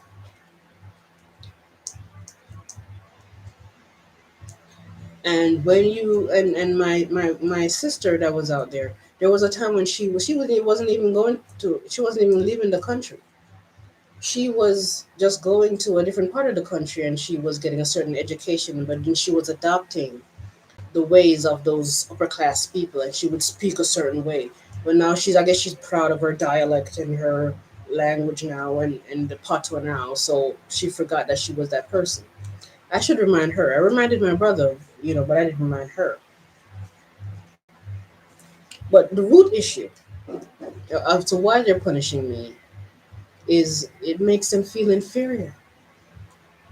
And when I say stuff like that, when I say that, it intimidates them. I told my brother just now that he's having a problem because he's saying to me that every time I become human, and I express myself a certain way, especially because it's hard for me to express my higher self to them.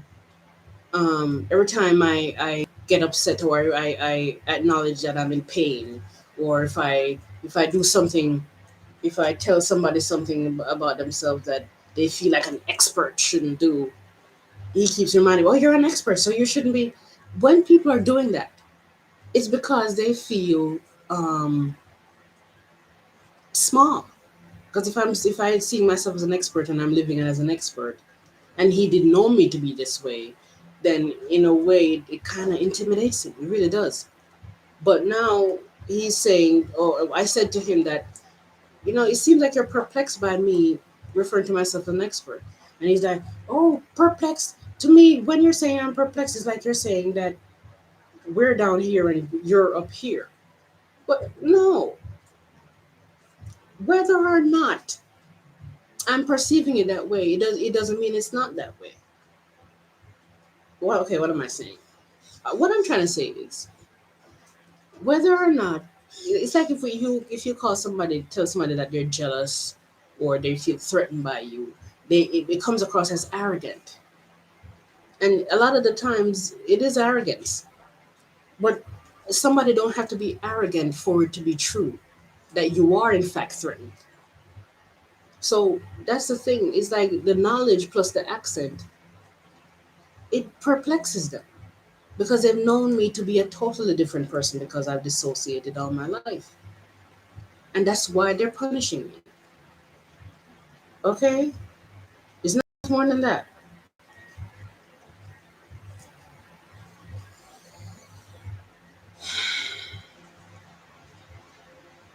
Somebody don't have to. It's like if I'm jealous of somebody and the person acknowledge that I'm jealous, does that mean I'm not jealous? Maybe that person is arrogant for thinking that I'm jealous, but that doesn't mean I'm not jealous. Hold on, I'm getting a call. Hello, hi, how are you? Um, well, I'm okay right now, but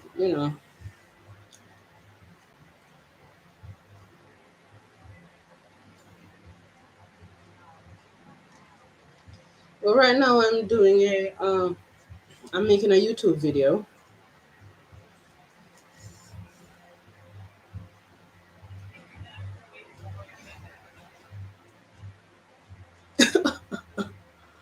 Um, when the last time you saw one? You saw one. You saw one this week that I made.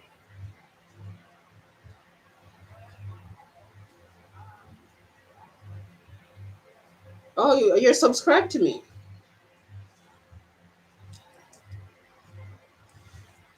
You're subscribed to me. Okay. And you're saying I should comb my hair properly. Um,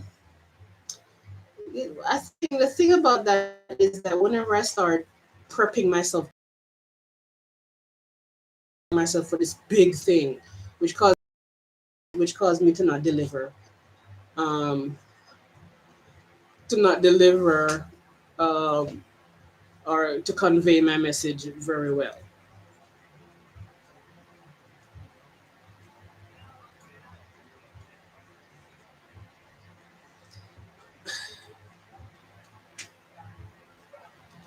Well, it depends on my mood.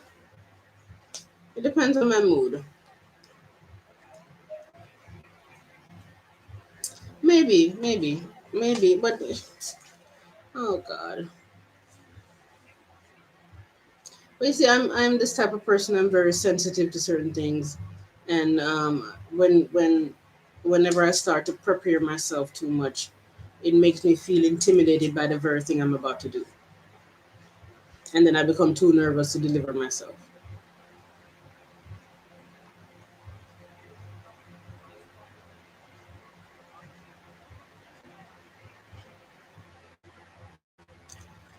If I'm making a recording, but sometimes I'm doing right now. I'm doing a live stream.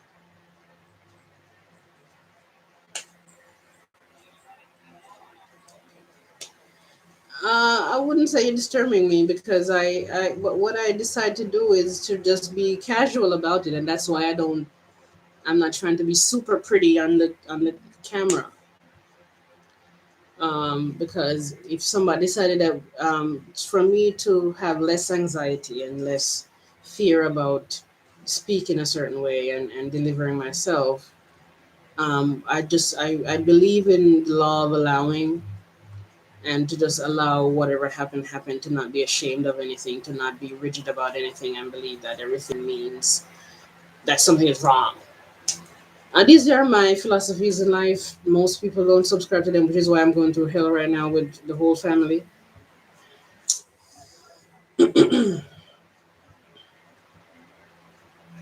And do you think that I speak with a certain accent that makes you annoyed? Are you annoyed by it?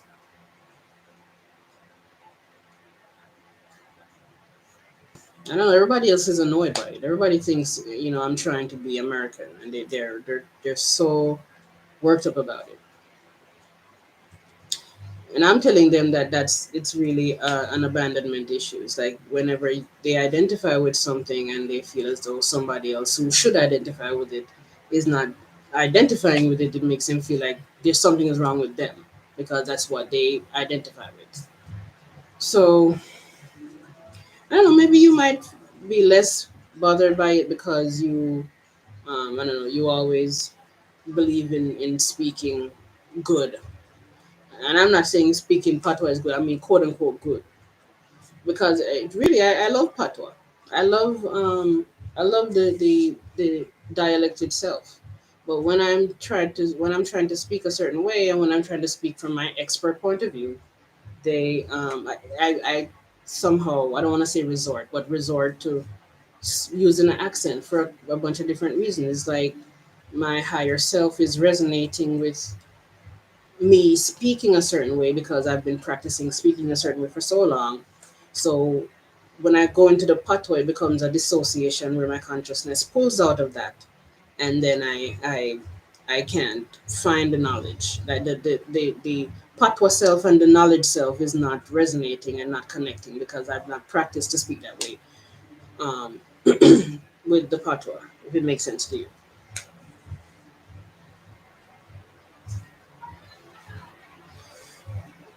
Yeah, and they're having an issue with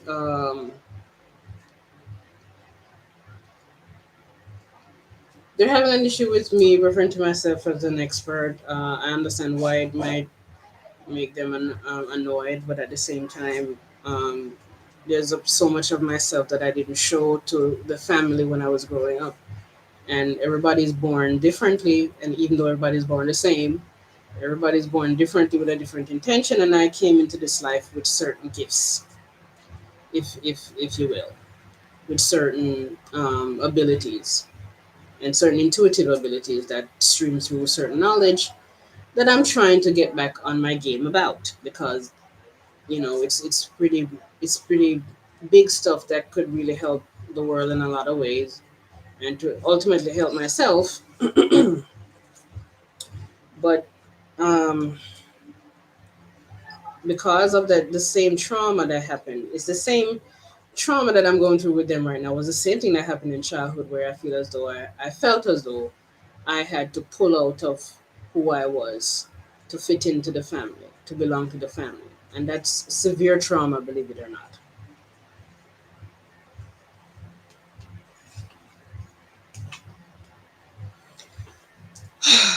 So what's going on with you?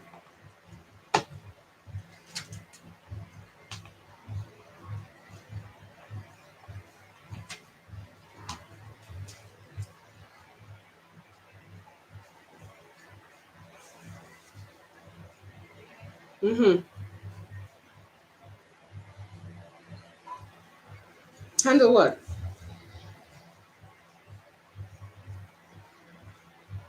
Huh?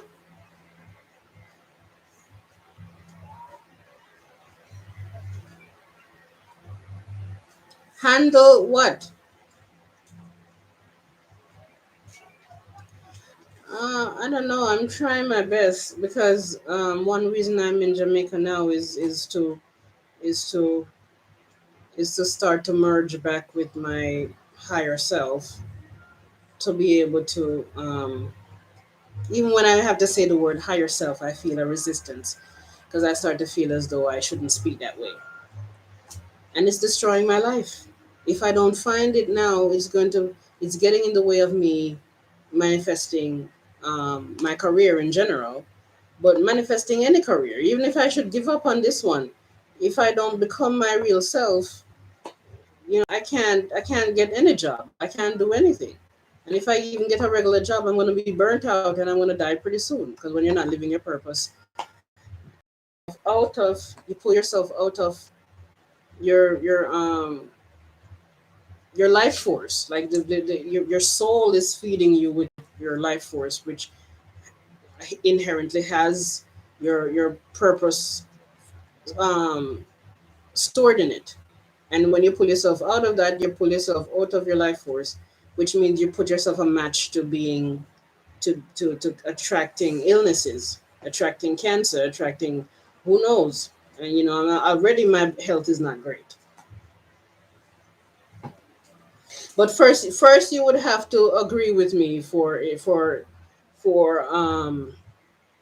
would have to subscribe to and believe what the things that I'm saying.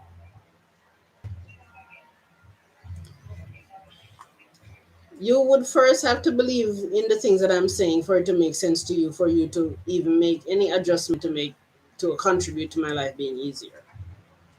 So it makes it hard, because it's like I need I do need them to accept me for being that person. They don't have to, but it's something I need and want, but they don't have to.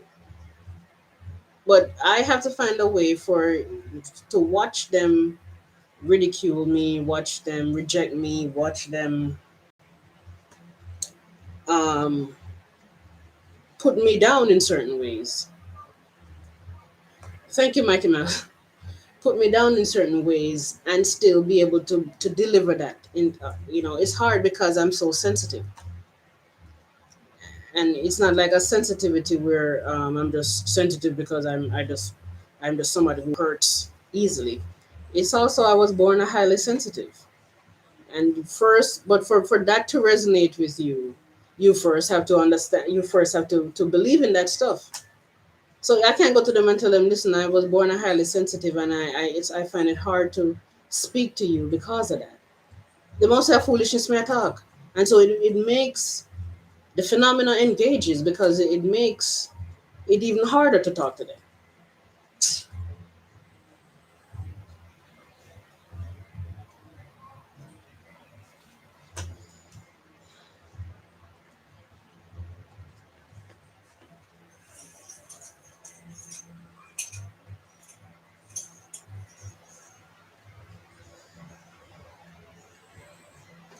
Huh? Hmm. So I try to make these YouTube videos to at least do that, to bring that side of myself out on the camera. I really couldn't do as good as I'm doing now. Especially I'm doing a live video, and I'm still not up to my best potential. But at the same time, I have to do something. But the fact that I'm not attracting the following that I need to attract, it makes me wonder. It's not wonder. I'm just like thinking.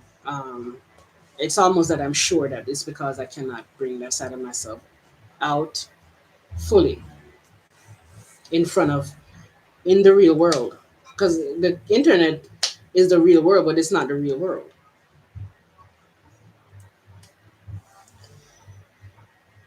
And it's going to destroy my life if I don't do it and do it fast, because I need money.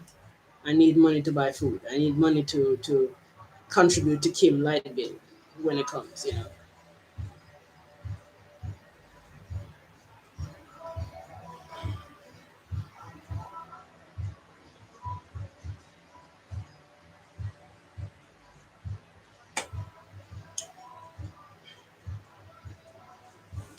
Now, I just signed yesterday. I signed up with Fiverr.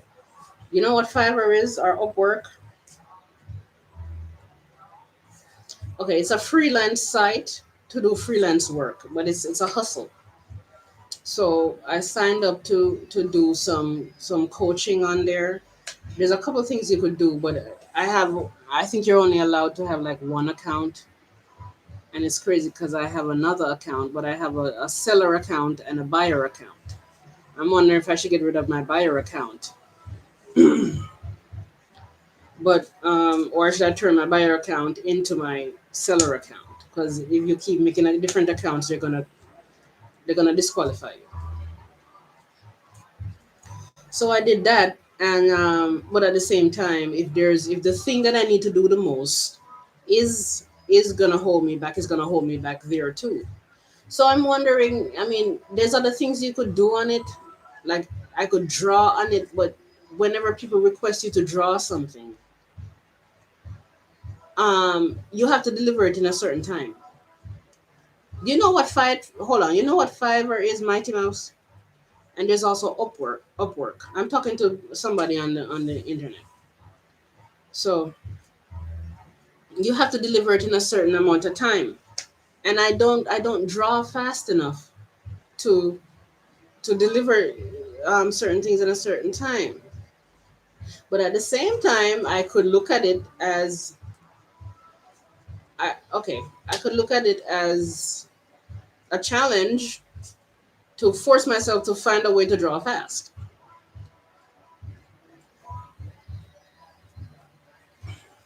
But the thing about that is, to actually draw these things, you have to have some software to do. And I'm a pencil artist. I don't know how to draw with computer. Now, if there's a way to draw and on paper and somehow scan it to the computer and let that work, then I could do that.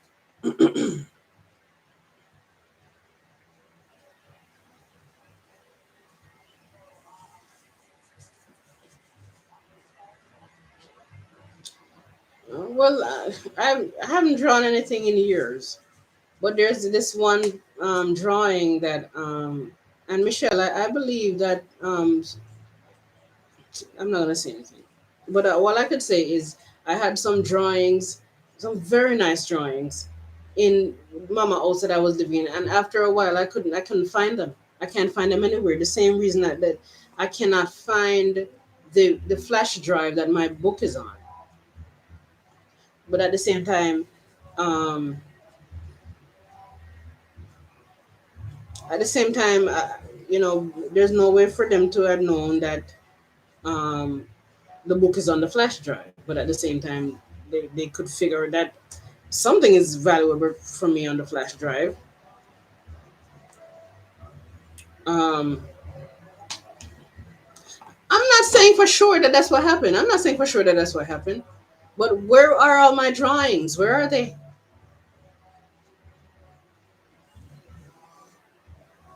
In the room. Every time I remember there, I keep remembering that, Mama is gone, and it makes me feel really uneasy.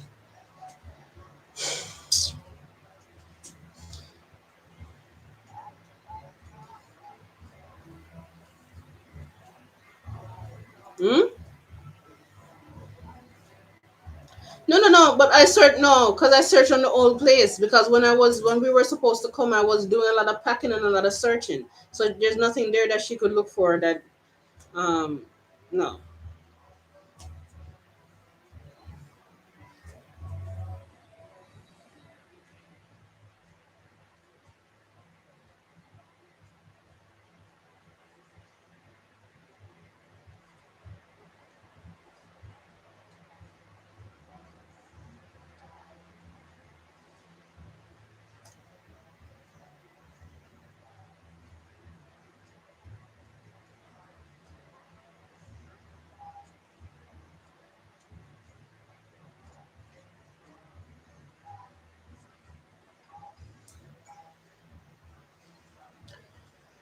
Yeah.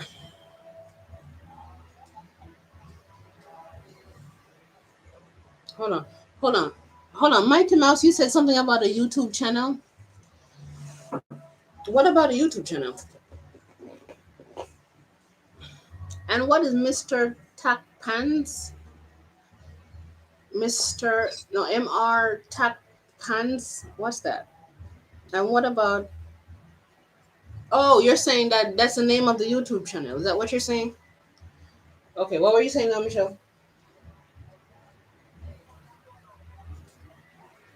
Aki? Oh, boil. If you're putting it to boil, you could just do 5 minutes. Depends on how soft you want it. Then you do it for like 10 minutes. So how are you eating? How are you eating there?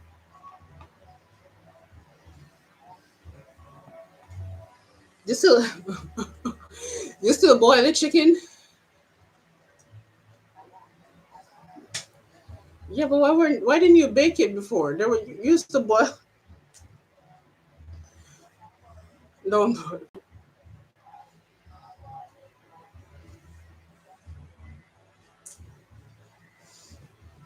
Uh, yeah.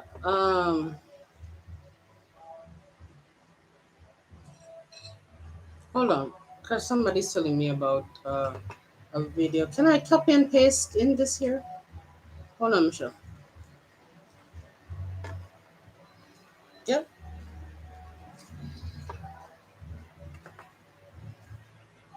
Copy. And there's another YouTube thing over here.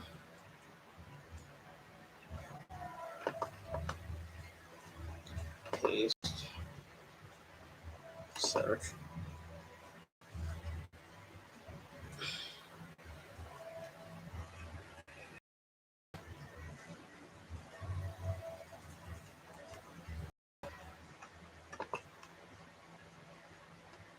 The Science of All, Albert Einstein.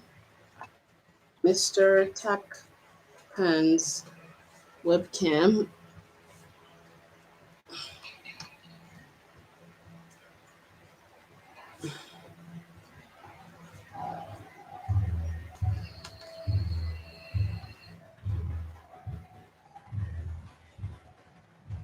So it seems like he's oh, he's a mathematics science guy.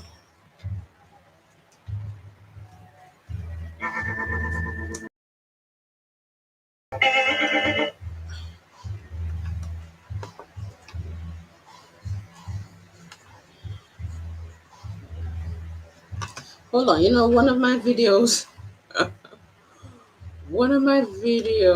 is, let me see, how many,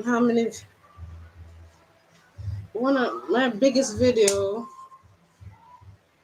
is doing fairly well.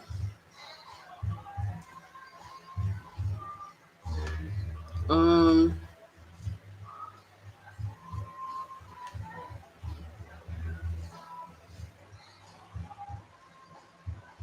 let me go to my channel.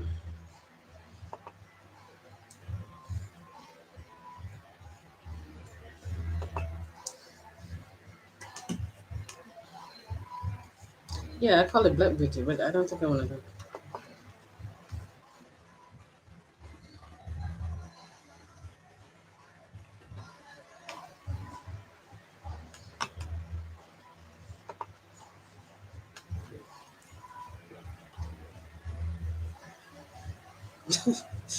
Jesus Christ. Hold on.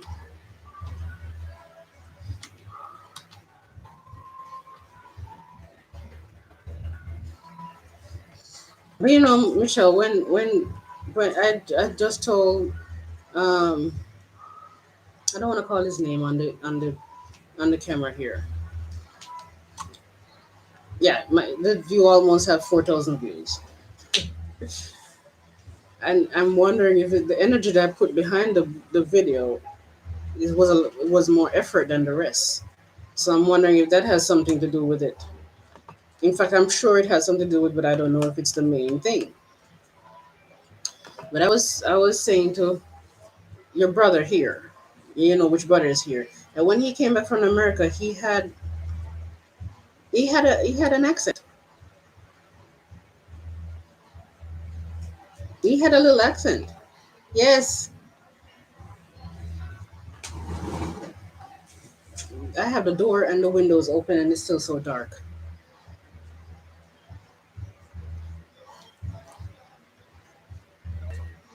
No, it's bright. It's bright outside.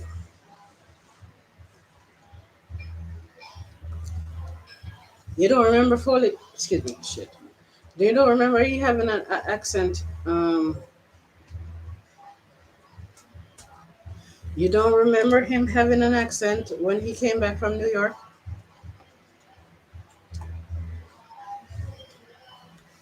He had a accent mixed in with a Jamaican accent.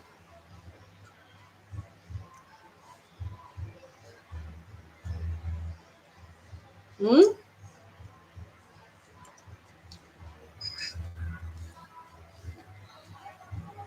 Hmm.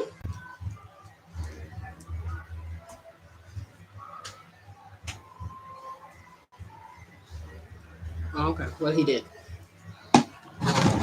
and I mentioned it in front of two other girls, sisters, and they didn't really act like they didn't remember. So I know I'm not imagining things.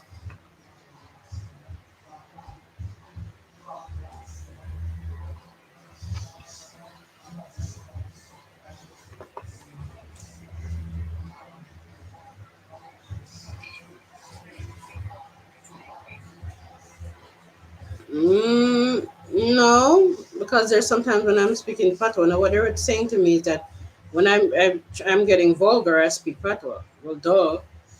And they're saying if I could do it, then I could do it all the time. And it's kind of true, but I just speak the way I speak because I want to speak the way I speak.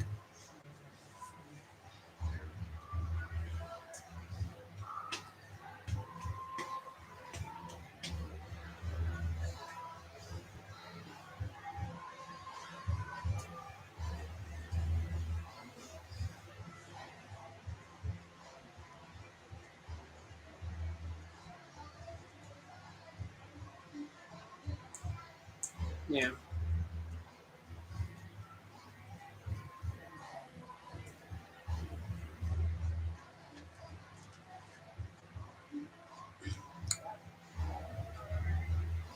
No,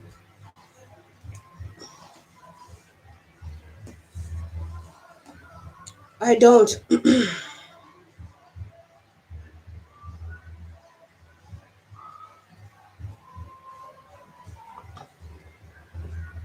I don't have any money.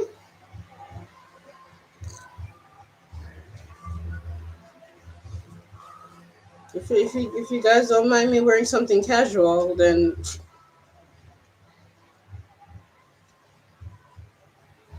and the thing about it, it's not really casual. It's between casual and like And like work, it's like a it's I have this gray skirt. Um,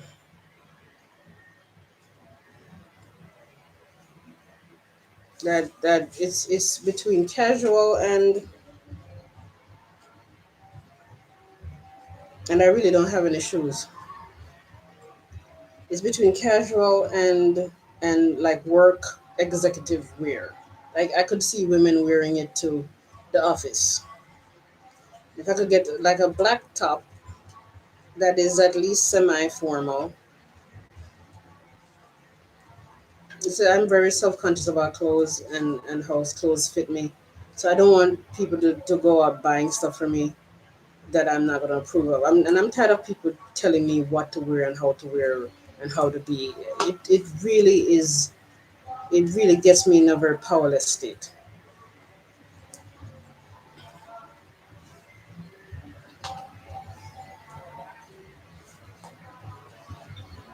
Yeah. When would you, are you going to Florida? Okay, so you're not going to the Florida service. And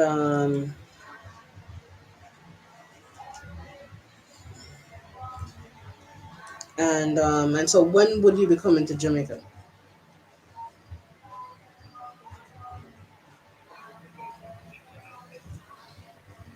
So there's no date set yet.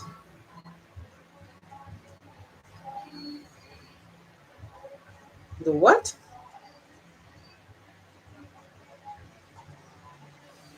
Wow. And so now, huh?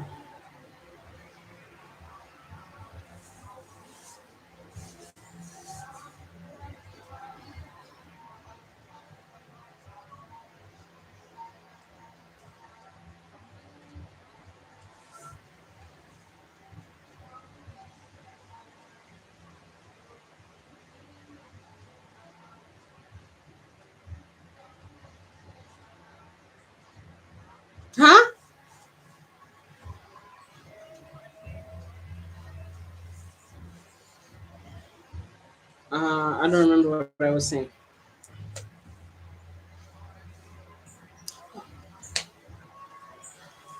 Hold on one second.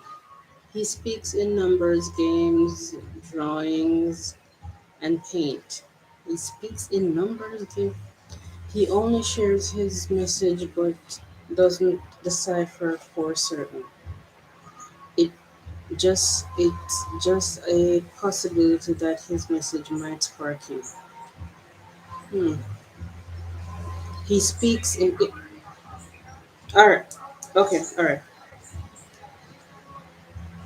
What do you mean by he speaks in in he speaks in numbers, games, drawings, and paint?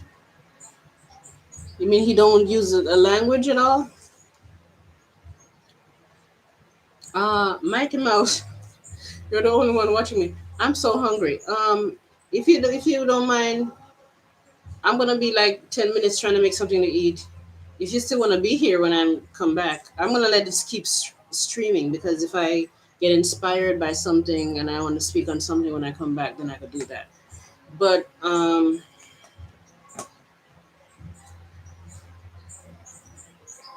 but yeah, I if you want to stay, that'd be nice. But I'm getting kind of jittery from being hungry, so I'll be right back.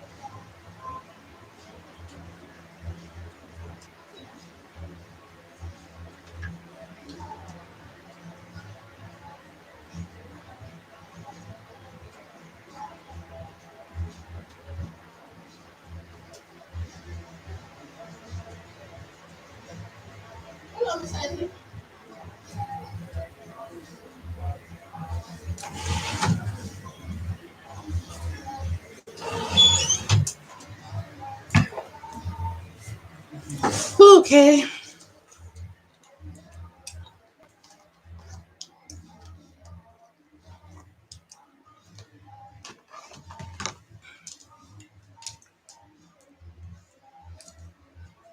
Hey. Oh God.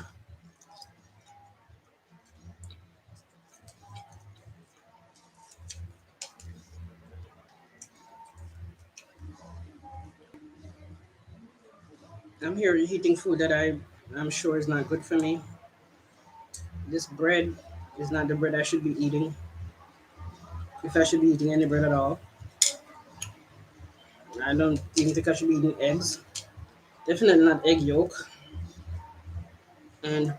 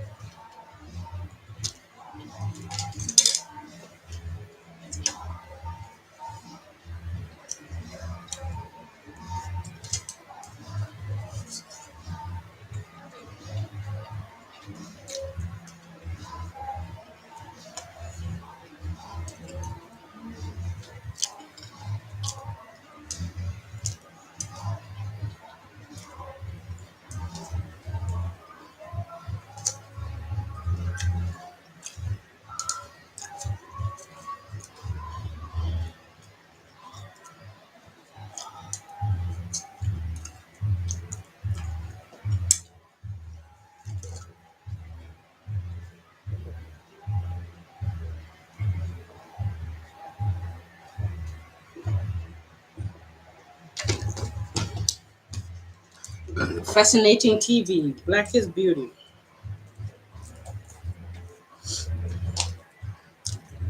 Is it?